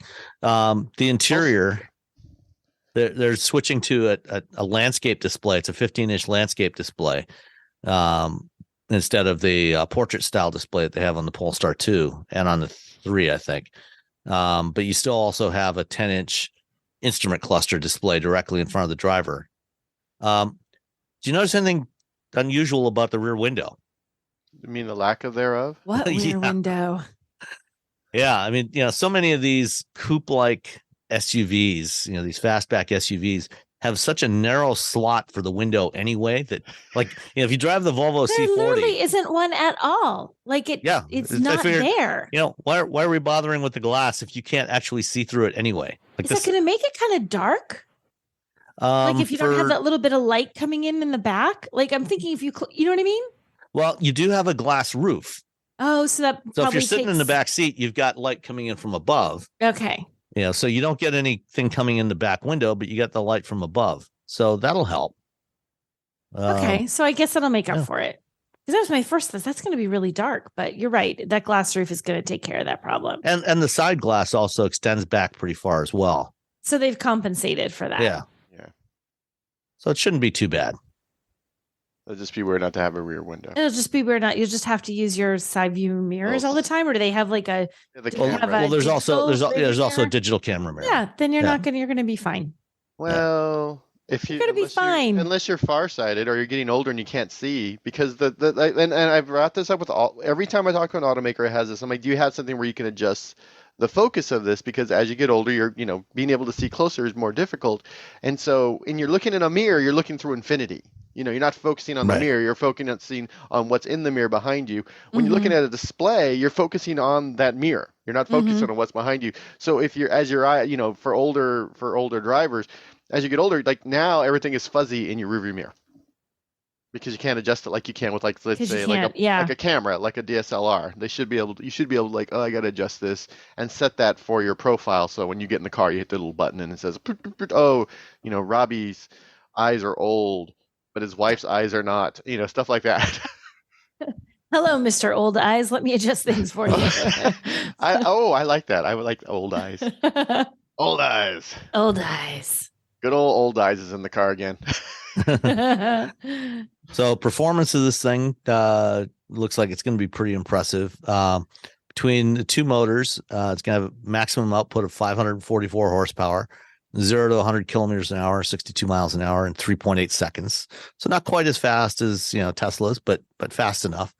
102 kilowatt hour battery pack.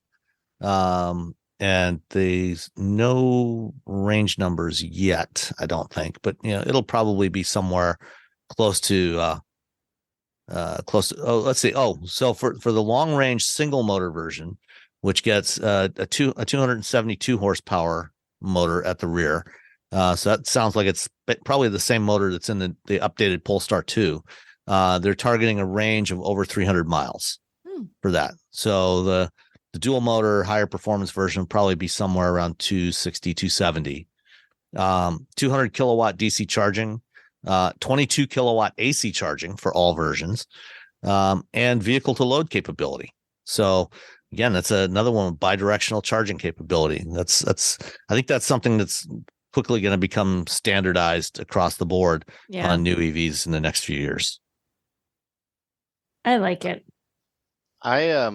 I forgot to put this in the show, but I also have another car that's coming out that's being released this week. Yeah. Okay. Well, what is it? What's the secret all right, car? So that's the Polestar 4. That is the Polestar 4. Well, when's the embargo on this other one?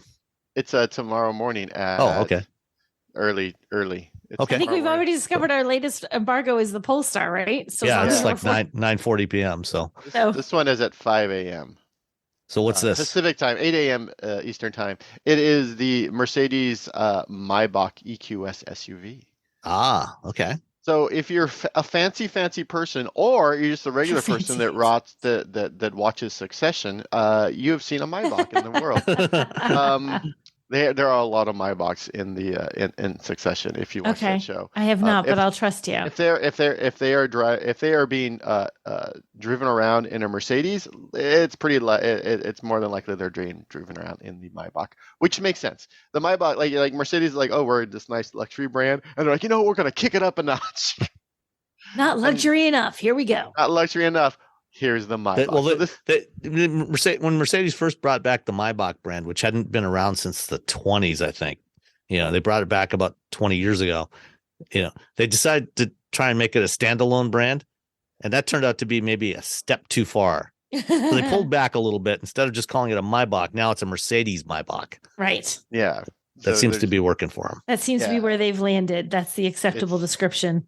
It's the Maybach brand is it's interesting because you on a Mercedes, let's say in the EQS SUV, you get in, you're like, oh, I want comfort mode. They don't have comfort mode in the Maybach version. They have Maybach mode. Oh, that's super fancy. Yeah, Maybach exactly. mode. So, why is it why is it Maybach and not Maybach? That's the German pronunciation of it. Is it we're saying it like we're German? Is that what we're doing? Yes. Okay. Yes. It's like when I have to look up how to say Jaguar whenever there's a Jaguar event. Jaguar. I can't say it like the English say it. Yeah. Jaguar. I can't do it. So yeah, it's definitely not Jaguar. That's for sure. No, it's not Jaguar. It's not Steve Jobs. So yeah, it's essentially a really fancy EQS. It's the EQS 680 Maybach. It does. I don't even know. We were kind of asking them. I went to Portugal to see this vehicle in a room that I wasn't allowed to take anything in with, like no cameras, no nothing. They're very paranoid about people seeing what is a two-tone painted Mercedes. With a different grille. It does have a different grille. It has a different grille. It has that Maybach, that double M, that Mercedes Maybach logo all over the place. The back in the front, it's nice. It's pretty. Whatever. The back though, the seats go back. Like you can. It's essentially like you're in a first class plane, so you can like sit the seat back, and it moves the front seat forward. So if you're you sit, if you're a fancy man or woman, you get in the back seat behind the passenger who shouldn't be there. No one should be sitting there. And then you put it in like little airplane, and it goes, and a little footrest comes up, and then there's a champagne fridge in the middle. You take your champagne out, and you have your special cup holders that grip the little bottoms of your champagne flutes. Oh my God! You don't want those tipping over in the car. You don't want champagne spilled everywhere. It's like as you push it down, the little clasps come up and grab it, and then as you pull it up, the little clasp let go. It's all very fancy. There's some classic German engineering for you. It's like that. To me, every time I get into Maybach, I'm like, this is amazing. I'm just taking flutes in and out of the Maybach. You need to do a whole video for Engadget just on that. Just that. Me open it and close for 30 minutes. It's a 30-minute video of it could be a great ASMR video. Yeah.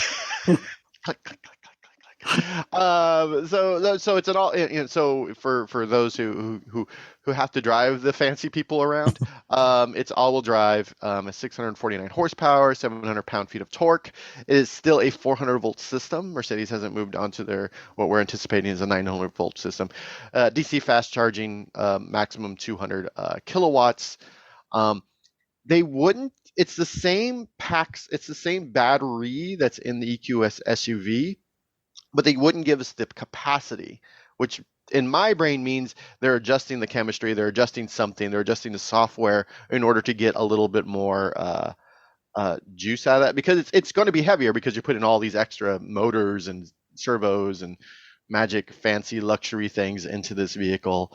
So they're trying to get as much range as possible. They did give us a provisional WLTP type range up to 600 kilometers, but about 400 miles. So somewhere around low 300s. Yeah, so we'll see how it all works out. It comes standard with that 10 inches of rear steering, which again, I cannot stress this enough. If you make a big car, a big SUV, or a big truck, you just put rear axle steering on there. Just do it, because it's so nice whenever you're driving around. Anytime, like I was driving the Lightning around, and I was just like, boo. Like, I like the Lightning, but I'd driven a bunch of things that had rear wheel steering before it. I was like, oh, come on. Yeah, it'll do 0 to 60 in 4.1 seconds, which you should never ever do when you're driving your fancy passenger around. Especially if they're enjoying their very expensive champagne. Yeah, or at least their sparkling wine if they're like slumming it for the day. They might be having some prosecco. It could be early on a Sunday morning. You're taking them to brunch. They're having a mimosa in the back. I will say that Making a mimosa. Do Maybach owners drink mimosas? I feel like they do on occasions, correct? on Only on the right Sundays, occasion. on Sundays, but only during the spring. You don't know. It's. But I mean, I think if a Maybach owner was having a mimosa, it would only be done with somebody, squeezing the oranges with their bare hands directly in front of them. And then you've got whatever the most expensive champagne is. Yeah, and then the nice, like fancy oranges that have been flown in from I don't know, wherever they make the best oranges. I don't know what that is. Valencia. Aren't Valencia oranges the best oranges? I don't know. Are they from Valencia or is it just a name? I always think those are the fanciest oranges. I don't know. We're not fancy enough to know where the best oranges come from. Yeah, it looks like a Maybach. Blood oranges. I'm guessing it'll drive like a Maybach, and of course, because it's an EV, it won't have any vibration. I think it's, again, whenever you're talking about these really high-end vehicles, it makes a lot of sense for them to go EV because it just adds more smoothness, more quiet, more tranquility to that riding experience. And yeah, I don't know how much it's going to be, but I know it's going to be a lot. It's definitely, and if you have to ask, you can't afford it territory. Probably going to be a couple $100,000 at least to start. Yeah, and I keep bringing up Succession because that's who's going to be. People like that are going to be. I mean, that's what Logan Roy rides around in. He rides around in a Maybach. It's the official vehicle of Logan Roy. Yeah. I wonder, with that Maybach mode, is the Maybach mode a specific mode, or is there a mode where you can like configure, or like, is there I guess what I'm asking, is there a champagne mode? I want a car with a champagne mode, which would would restrict the acceleration rate, so you don't get any of that jerkiness. That's the Maybach mode. They retuned the or they remapped the acceleration in Maybach mode. So you don't spill the champagne. So you don't spill the champagne, and then you can adjust the air suspension up to 1.4 inches. So it really, So it really, it's such a weird thing. It's like, if you've been in a Maybach, which who's been in a Maybach? We all have. That's everybody. I've sat in one. I've driven one. I've sat in one, but that's my job. Like my regular life, I'd never be in a Maybach. I don't even know if I'd see one. In my regular life, I never would have seen one. I've seen them in New York, in Manhattan. You see them. There you go. Regularly. Driving by, you're like, ooh, this drives down the street. Which titan of industry is rolling down the street? Yeah. So Maybach. There's a new one. It'll be shown off tomorrow. It looks like a Maybach. It's got like an actual like a grill because Maybach. And when it did in the rear seat and the passenger side, when it did the recline seat, I fit. So wow. If you're tall and rich, you'll be fine. You're tall and rich. So cousin Greg would be fine in the back seat. I believe cousin Greg would be fine in the back seat. I'm not quite sure how tall cousin Greg is, but I think he's about 17 feet tall. He just towers over everyone, just tall and lanky. And as a tall person who sometimes has to be around people who are not tall, I feel for that's sort of like you don't want to be in anyone's way, so you're always keeping your arms and everything, and you're just like nervous. Yeah. So you don't want to be like me and talk with your hands all the time because they're going to be all over the place. I mean, I can you guys aren't even in this state, and I'm hitting you both with my hands. That's when I put my arm your out. Hands down. Stop that. It is Dang such Robbie. You learn as you get taller and your arms get longer, you realize, I can't do that. I'm gonna hurt people. You're always just keeping your shoulders and your arms in. I have wide shoulders, so that doesn't even help either. It's just trying to don't hit people with your body. Okay. Oh. We got two more quick ones here before we get into a couple of listener questions. First up, Ford made Blue Cruise available in the UK starting this week, which, nothing particularly exciting about that. But what is interesting is that the UK is the first market where Blue Cruise is available by prescription, by subscription. You go to NHS. Yeah. You got to go to the NHS, get a doctor to sign off so you can get Blue Cruise. No, subscription for so instead of paying a one-time fee to get Blue Cruise capability in your Mach-E in the UK, You have to pay, £17.99. So that's a little more than $22 US at current exchange rates a month. So you get 3 months free to start as a sample, and then $22 a month. $20.35 according to my calculator right this very moment. $22.30. I don't think I'd pay $22.35 a month for that. Would you pay $22.35 a month for that? 22 points. Not based on the Blue Cruise I've driven to date. Maybe with the updated version, which I'm hoping to finally get into soon. But $270. I know. Yeah, $70 a year. It doesn't have Succession. It doesn't have Dairy Girls. It doesn't have it's not. But I mean, by comparison, if you look at other vehicles where you're paying for it, up front, depending on the model, you're paying somewhere between $2,000 and $2,500 for it as a one time. So $270 a month. If you can turn the subscription on and off. So like if you don't do much highway driving, but you're going to take a road trip somewhere, and you want to turn it on for a month instead of paying a couple of $1,000s for it. Okay. You just have it on for that month. Yeah. I can understand. And it's crazy because we went, my wife and I, she's from Belfast, and we were driving from Belfast up to the north, which was I don't know, an hour and a half, 2 hours.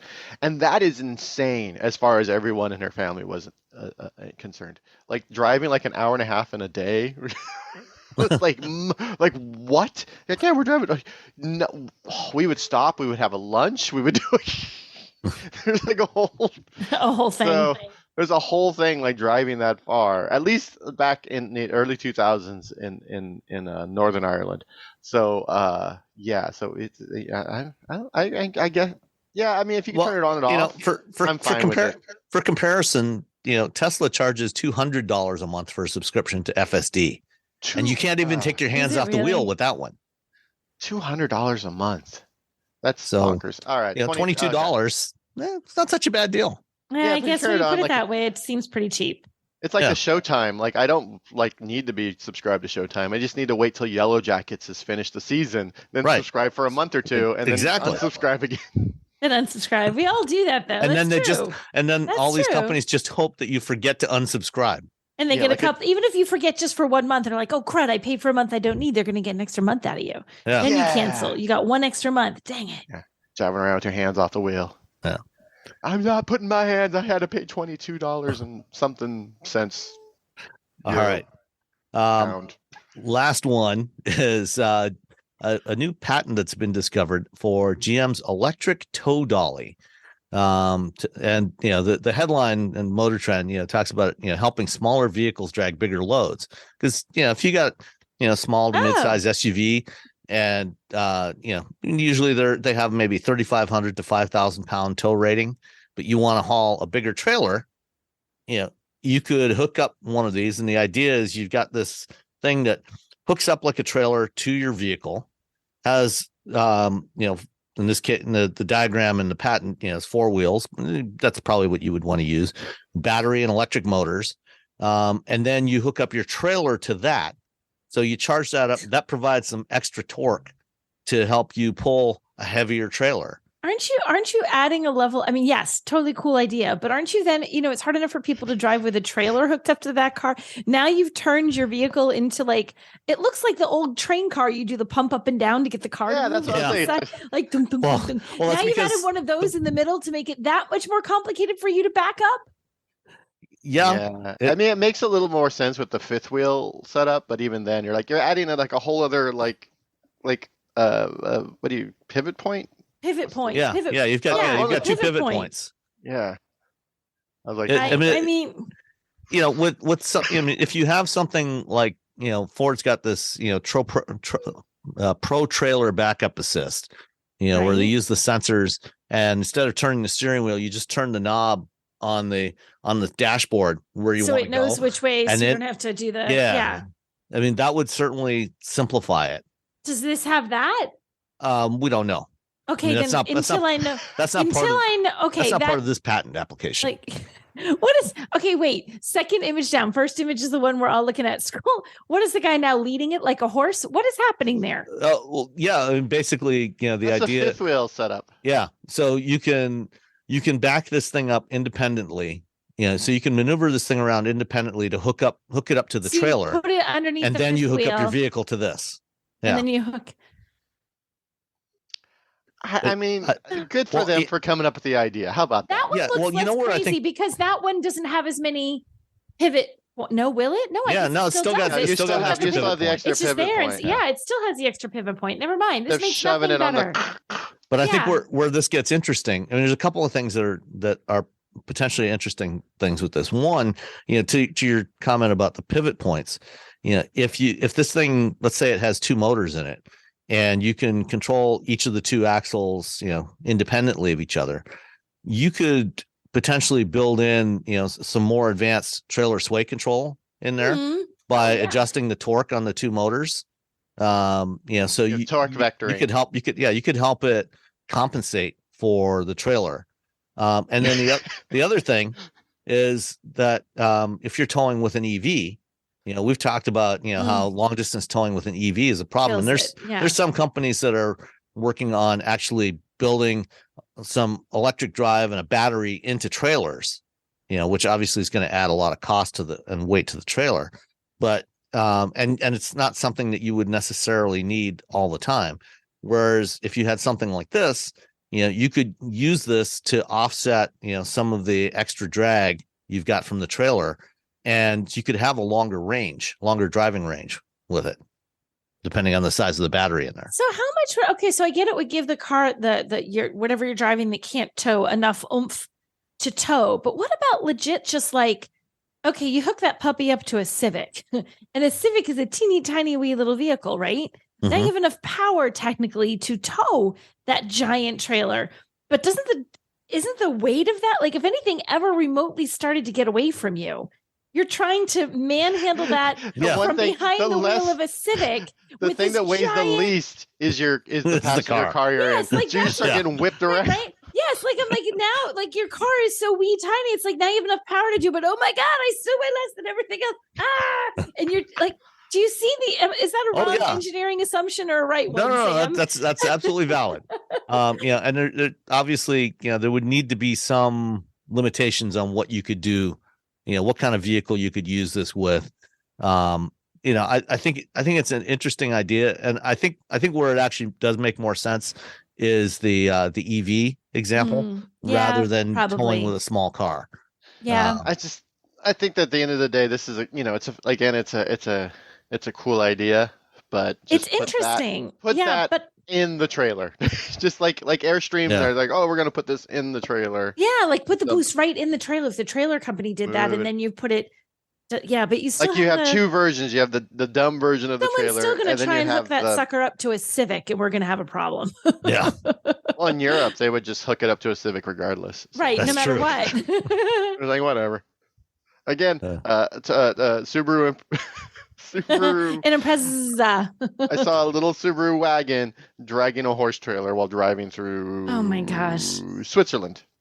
Ugh, that's insane. That's crazy. It was only it was a single horse trailer. It wasn't like a big giant one. But still, horses are not light. Yeah. Yeah, horses are not tiny little probably animals. At least 4,000 or 5,000 pounds. Right. Yeah, it was for a single horse trailer. Cruising along on the Autobahn. Good gravy. All right. Let's answer a couple of listener questions. Let's see. First up, Sean Whitehurst says, "Greetings, Wheel Bearings team.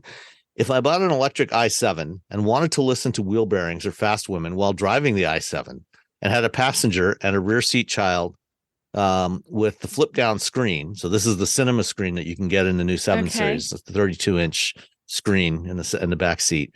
How would we all hear our appropriate audio tracks? Is there zoned audio? Oh. It's headphones. Yeah, you'd have backseat passengers who use headphones. So everybody'd have to use headphones except for the driver, obviously. Yeah. That's when we get these cars in, they come with headphones, yeah. Bluetooth headphones. Like even I was in the the EQE SUV that has with the hyperscreen. And I was cruising around. I was watching everything. We already talked about So the movie. headphones for the front seat passenger? Yeah, and it was like you want to put like it wouldn't play the audio for the movie. I had to put headphones on. Okay. And that was So yeah, it's headphones. All right. Next up, Rotating Darkness in Discord says, I have a Mach-E and I have a question about the electric motors in the electric cars. How likely are they to stop working? Has it happened? If it does, are they expensive to replace? So, I mean, anything can stop working. Right. All things break. Yes, eventually. In general, electric motors are pretty reliable. There's pretty much, there's basically one major moving part, which is the rotor. But there's also some bearings in there. And actually, the most likely thing to fail, if anything fails, is going to be the bearings. The other stuff, there's not much there in terms of complexity. It's not likely to break.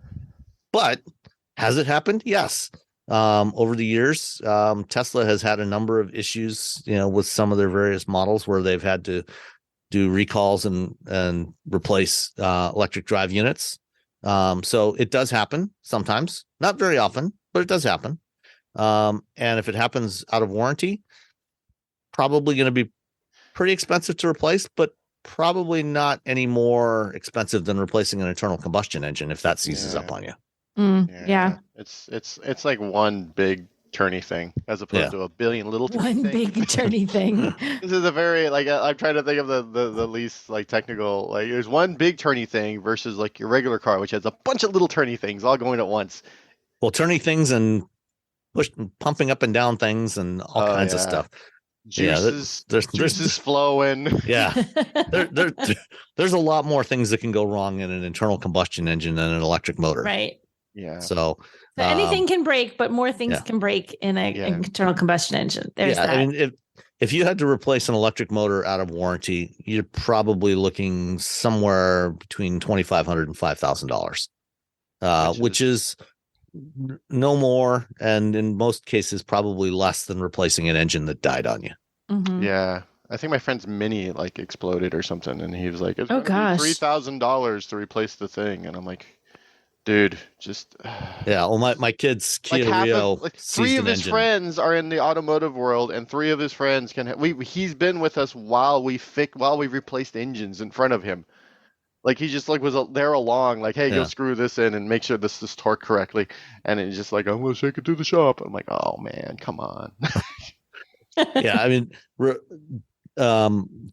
one of my kids had an engine seize up in a Kia Rio, because they didn't change the oil, or they let the oil run out. They changed the oil, but there was a leak or something. And anyway, there was no oil left in the pan.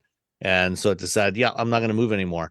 And car's like, I'm done. And a rebuilt engine for that from a remanufacturer. Oh God, was like $2,600, and that's not including labor.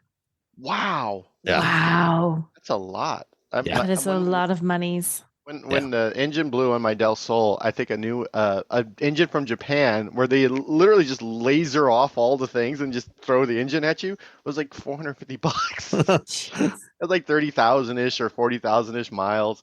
Yeah. And that was like, oh, this is great. And I got free fuel injectors with it. Oh, excellent. all these free little extra, anything, they're selling you the engine and anything that's attached to it, they're like, well, you can have it. We don't care.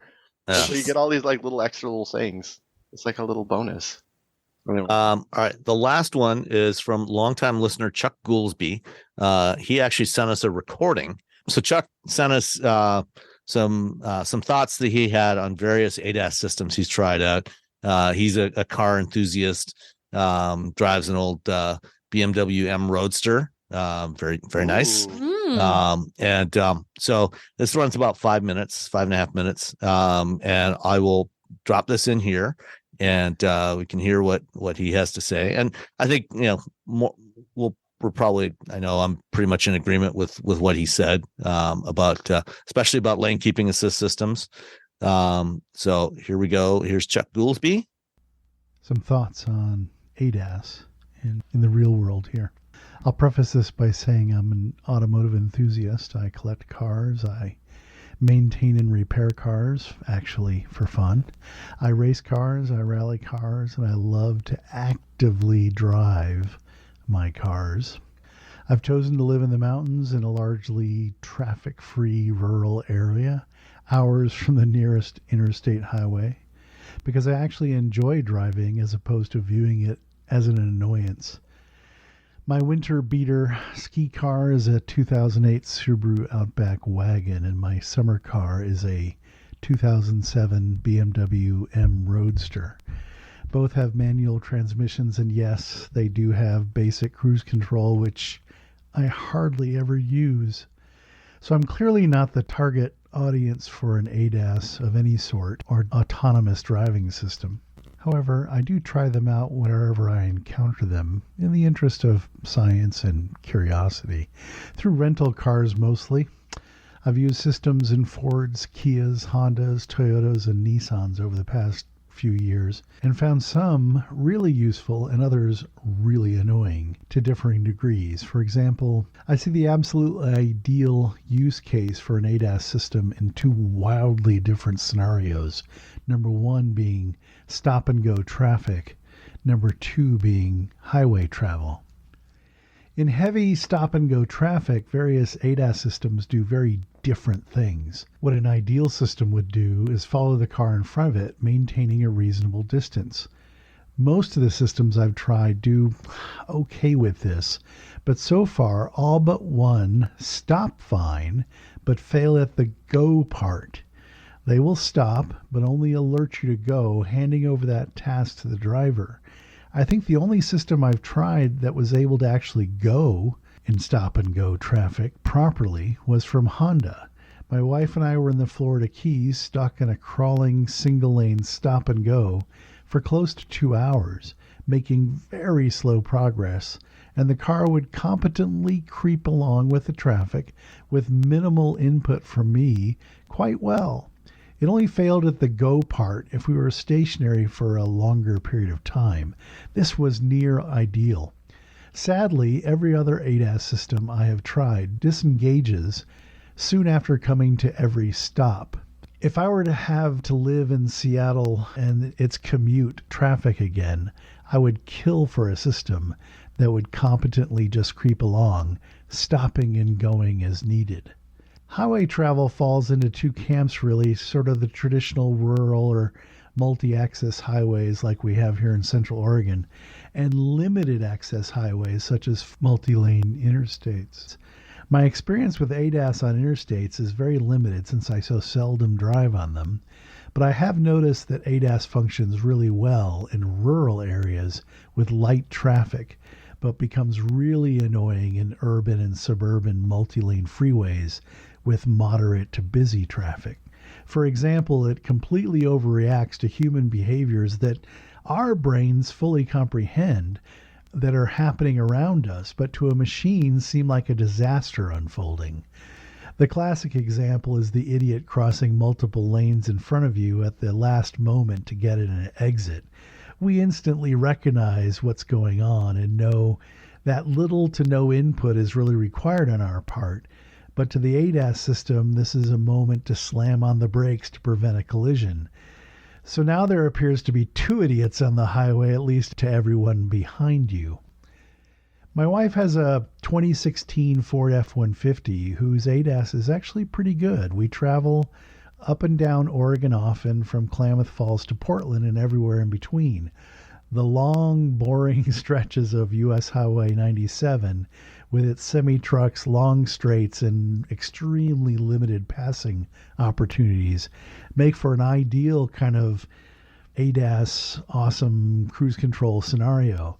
It'll keep the vehicle a reasonable distance behind the traffic in front of you, automatically adjusting speed up and down, and just a bit of throttle as a passing lane opens up will get you around the truck and back to your set speed with pretty minimal effort. No, not as fun as dropping 2 gears and punching at the BMW, but it does work. Where I've all but given up on this ADAS stuff is the lane keeping. I've yet to experience one that doesn't drive me insane. The haptic feedback varies from mildly annoying to frightening. That same Honda that I liked for its ability to handle this stop and go drove me bonkers by literally shaking the steering wheel back and forth to warn me of a perceived lane departure. I mean, what the actual... Even worse was how difficult it was to turn off, and the fact that it came back on by default every time I started the car. I seem to recall the Nissan we rented in Maui having the least offensive lane departure feedback behavior, but honestly, I disabled them all after living with them for a little bit. I'll always try what they have to offer, but so far none have provided a benefit greater than their annoyances. Alrighty, and we're back. And like I said, if you want to send us audio, you can. If you want to put it in a Dropbox or put it anywhere else, and just send us a link to it, to feedback@wheelbearings.com, or sorry, feedback@wheelbearings.media, and we will include that in the show. And then also, if you've got any questions or comments, other comments that you want to share with us, please send those and you can be part of the show. And then the last thing I've got that I will play after we sign off here is the interview that I did with Ralph Gilles, who is Chief Design Officer for Stellantis during the New York Auto Show a couple of weeks ago. I've been putting all these interviews in the private feed for patrons, for Patreon supporters of the show. And I will be including these in the main show over the next several weeks. But if you want to hear this stuff earlier, you can certainly, if you want to support us as a patron, then you get an ad-free version of the show and you can get this other content earlier than everybody else does. So thanks, everybody, and we'll talk to you next time. Bye. Bye. All right, Ralph. Yes. Chief Design Officer for Stellantis. Scary sounding title. Your portfolio has gotten progressively larger in recent years. You got a lot of brands that you're overseeing now. Yes. And this is, you've had a great career, in terms of some of the products that have come out during your tenure. And this is a particularly interesting time for a designer as we make the transition to electrification. What, as a designer, leading a global design team, what are some of the biggest challenges that face you as you move into this era of building electric vehicles? Well, it's a big, hairy question. A couple things is almost in every case we're also doing real-time brand design, brand redesign, right? Because there's a message behind design every new vehicle now. There's new technology, there's new promise, there's new proportions, aerodynamics, efficiency, you name it. All these things to consider more so. There's transitions on how you present premium, how you present luxury, how you present sporty. The good thing is we have so many brands. The bad thing is to separate the brands and make sure there's the right cross-pollination where no one can see it in terms of being efficient, borrowing the best ideas from each other, but yet keeping the brands absolutely focused on their particular missions and enjoying the fact that we have so many brands, not competing with ourselves. That's probably the biggest challenge, right, is to avoid that. And seems to me one of the big challenges, traditionally with vehicle design, the face of the vehicle is that's the thing that gets people's attention first in terms of identifying the brand. Jeep, you get the 7-slot grille. For a long time you had the crosshairs for Dodge. Various other faces. Peugeot. Now they've got the lion's claws. So as the need for the traditional face of the vehicle kind of changes, or what the requirements change. How do you address that, and still, you look, for example, at Tesla, and they've just kind of flat front, there's nothing there. How do you create that differentiation among the brands, keep them interesting? The number one answer is unleash the designers. Just let them imagine as much as they want. Don't over-guide them.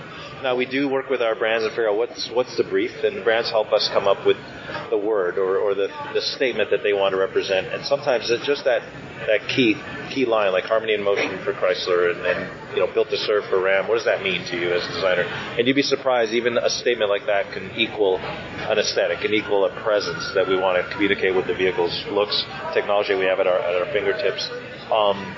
But at the end of the day, for me, it's got to be pure. It has to be something that you see 100 feet away. You know exactly what that is. It doesn't want to be too. Even my own CEO doesn't like it when there's too much. It's over designed or there's just a mishmash of ideas. It has to be pure, clear, recognizable, and that over time seeds itself, and the brand becomes stronger, right? So we're trying every time we do a brand new design, we try to amplify the brand's purpose, but also distill it. Take away until you're left with something so pure it's undeniable to me. Yeah, and I think a great example of that is the Charger Daytona SRT. Yeah. It's actually a very clean, simple design. And that's okay. But it's got some really interesting elements to it, like that slot in the front. That's something you could never have done with a Hellcat powered garage. Yeah, so we took advantage of it. Yeah. That's the thing. The new technology affords us some great opportunities as well. Now, the other thing is you don't always have to painfully make something look like an EV. There's like this forced EV aesthetic. I don't believe in that. I think it just has to be a beautiful device, a beautiful car, a beautiful statement. And if it's EV, sure, it'll have some things that denote it. Like we have a little bit of fun with the blue on the PHEVs, or in the case of the Ram, the front allowed us to rethink the entire front end. And we took advantage of that to give it a new signature. It's nothing to do with the previous Ram signature, but it's now accepted as Ram, and people right away, oh yeah, that's the new Ram electric. Yeah, I mean, when we saw the Revolution concept in January, you see the tuning fork lights, and I think lighting is an interesting area that you suddenly have a whole lot more freedom to. Incredible amount, yeah. It's a lot of fun, and we've been experimenting in every brand that we have. We've been having a lot of fun with light piping technology, and it's actually one of those things you don't want to get too carried away because it can almost overtake the design. But if you use it the right way, it's powerful and again reductive design, where it's not punching it in the nose, it's just doing its work. As you look forward, are there any particular brands out of the portfolio that you're particularly excited about taking to that new level? Well, my counterparts in Europe are working on Lancia right now. This is a very beloved brand in Europe, especially in Italy, that hasn't had much product yet. So there's a lot of work going on redefining the brand. Jean-Pierre Plouet's team has worked on manifestos, trying to kind of show where the brand is going. You'll see more of that coming. Peugeot is in good shape. I mean, they have that, like you said, the iconic look, and they're populating that across the board. But in our case, for me, it's Chrysler. I think Chrysler is a project I can't wait to, we're actually well on our way, working on a new aesthetic for Chrysler, a new meaning, a new purpose, a new everything. So it's rare that happens when you get a carte blanche to reset a brand, both aesthetically and functionally, with the brand CEOs that is excited as the designers working on the vehicle. With Chrysler, what do you see as that purpose? Well, we right now we call it harmony in motion. So no interest to be mainstream. It's something that is existing to literally make people fall in love with their car. But it's not going to be 0 to 60 performance. It's not off-roading. It's not towing. So it plays this important role in transportation, so compelling that you just like it as an object of art. It makes your life easier, and then there's a whole support network behind that. Again, coming from a female CEO, she looks at the automobile in a very different way than an enthusiast like myself would, right? So she wants the purchase experience to be simplified, the interior to be distilled down to the essentials, the fabrics to be stimulating in the way they look and touch and feel in a different way than a dude. So trying to capture that message, not that it's going to be a woman's car necessarily, but it's going to have a certain effortlessness that only a woman could direct. Interesting. And then what about Jeep? I mean, we've seen a couple of the upcoming things, the Recon, the Wagoneer S. Yes. Both interesting evolutions of the Jeep look in different ways. It's our most global brand, and right before my eyes, I've been at the company 31 and a half years now, and I've seen the brand become almost a niche brand. It was a niche brand to now a global juggernaut. I mean, it's in every country in the world. It's understood in every country. Everyone, actually, people use Jeep as an adjective to describe other vehicles that do Jeep-like things, which is a compliment. We don't take that. I mean, the Wrangler is perhaps one of the most iconic vehicles in the world. And also, I would say, historically significant, right? The symbol of that freedom, what it did for World War, is incredible. So we take that, and there's that DNA in everything that we do. There's a little bit of the Wrangler in everything that we touch, literally, especially in terms of Easter eggs. But managing that brand and staying true to what it is and carefully evolving it where it makes sense, offering solutions that are maybe country specific, like the Avenger in Europe. It's already off to the races. People get it. They love it. The designer that worked on it is Italian, but he spent a whole year with us in the U.S. and he went to Moab, like you saw, and off-roaded. He ended up buying a Wrangler and he drives it in the middle of Turin. I mean, go figure. So he's invested, right? So that, how do you take your designers, your family, your brand people? You're so invested that everything that comes out of your pores bleeds Jeep, and that's what we're trying to do. And I think our customers feel it when they get in our cars. They see the commitment to Jeep, and I think it's a brand that we're just going to keep evolving carefully with love. And one last area I want to get into is interiors. Obviously, people, vehicle owners spend more time.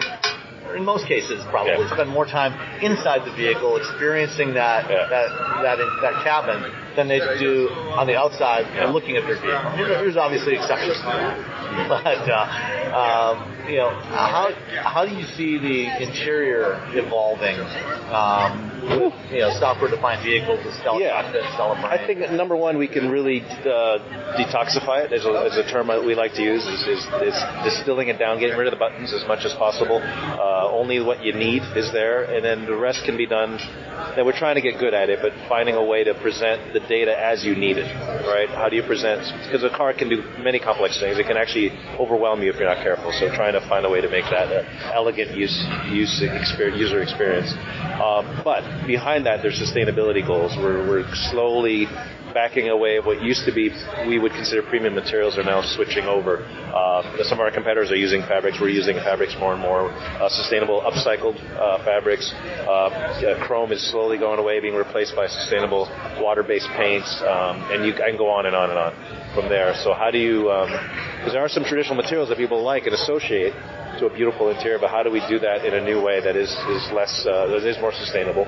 So that's a big project for us. But that aside, execution, right? So all of our interiors, I hope you've noticed, have come a long way in terms of fit and finish. Doesn't matter what price classes it is, it should be made like a bespoke, coach-built vehicle, right? And that's what we're trying to communicate, especially with the Wagoneer. You get in there like, whoa. You look at the vehicles, the North American brand vehicles in particular, which I've spent a lot more time with than the European brand vehicles. Jeep, Ram, and Chrysler. They all, over the last decade, they've really transformed. On purpose. As you know, I mean, there was a time in the company's history when the interiors were not given the most love, and that's really shifted in the last decade. And the Ram trucks, they are far and away the best interiors of any big truck. Thank you. And the Wagoneer. And that was our mission. Lovely that was literally our mission. When we were briefing ourselves 10 years ago, we said we want to be the best, not just truck interior, just damn interior, right? So having that mentality. And sometimes it doesn't cost anymore. Just that give-a-shitness, excuse my French, but caring about the millimeters and the details and designing things down to the micron level. I'm not joking. Interference fits. I mean, stuff that we would benchmark vehicles 3-4 times the price of what we were designing for inspiration, and it works. Now we kind of have it figured out, so we're off to the races. But that was a mission of our team to be known for our interiors. And when you talk to our owners, they're describing it. They don't know how to articulate it, but they want something better. They don't want to, just because I bought this truck, it cost me 50 G's, and why is it not look the way I expect it to? So we're trying to cancel that discussion and reset the expectation. And I would say now, in some ways, we've been benchmark. I can tell our competitors are trying to raise their game, which is again, it's good to see for the whole industry when you can start that conversation. And to keep it moving forward, like the 24 Wrangler that you showed today, that new interior is such a step forward. Thank you. And then the last thing I want to touch on is as we get vehicles being more and more software defined. Yeah. There's a lot of information that could be presented to drivers. Yeah. And within the design team, I assume mostly the design team that is or is heavily involved in creating that user experience there, presenting the right information to the driver at the right time so they're not overwhelmed. Are you finding yourself working more and more with the software teams, with the AI teams? That's an amazing question, and yes. So in the last 2 years, we've set up a dedicated software team that has its own. No, we already had one. So we started with 5 years ago, maybe almost 10 years ago. We started a very small UX team. Today, we've coupled with our European teams, our South American teams, our Italian teams, our German teams, North American teams, and now we have it's about 80 of us that do UX design. But as parallel to that, the software team, there's a brand new software team started about a year and a half ago, thanks to Carlos. They're trying to get 3,000 software engineers so that we can control our own destiny. We used to be, let's say, supplier-oriented with Harman and other suppliers. Great stuff we did together, but now we want to really be much more agile and be able to write code, which we're already doing, write our own software, our own code, our own apps, respond to the market, and we're able to study currently how our consumers are using the vehicle. What options are they using more often? What apps are they opening or not opening? And then we're starting to actually cancel stuff. We're not doing a lot of things that we used to do because people don't seem to care, and adding more relevant functionality. As the cars are becoming more connected, now we have to design the interface at home. We have to design the interface wherever they may be, at the dealership, at the point of purchase. So all that has to be integrated, and we have a team working on that right now. So talk about a tech company. We're feeling very much like that. One last note on that. Last week, GM announced. GM announced they're removing smartphone projection support from their EVs, at least. Is that something you see as potentially being a part of? We're studying that. All of us are looking at that. That's a pretty bold decision in their case. We have a different business model that we are developing where we have partnerships already with Amazon that is publicized, and many other tier 1.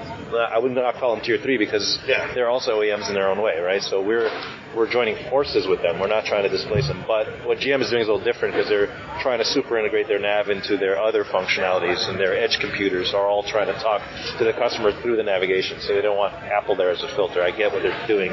Our approach is very different, and you'll find out soon. Okay, great. Thank you so much, Ralph. All the best. Have a great day. You got it. Thanks, Diana. I love Mondays. And yes, I'm being 100% serious. Why? It's because I'm a Dunkin' Rewards member. And Mondays are better with Dunkin' Rewards. Every Monday this month, Rewards members get a free medium hot or iced coffee with any purchase. Not a member? Join on the Dunkin' app and never miss a deal like this. Dunkin' Rewards. Save them, stack them, use them how you want. America runs on Dunkin'. Limit 1 per member per Monday. Additional charges and terms may apply. Participation may vary. Limited time offer.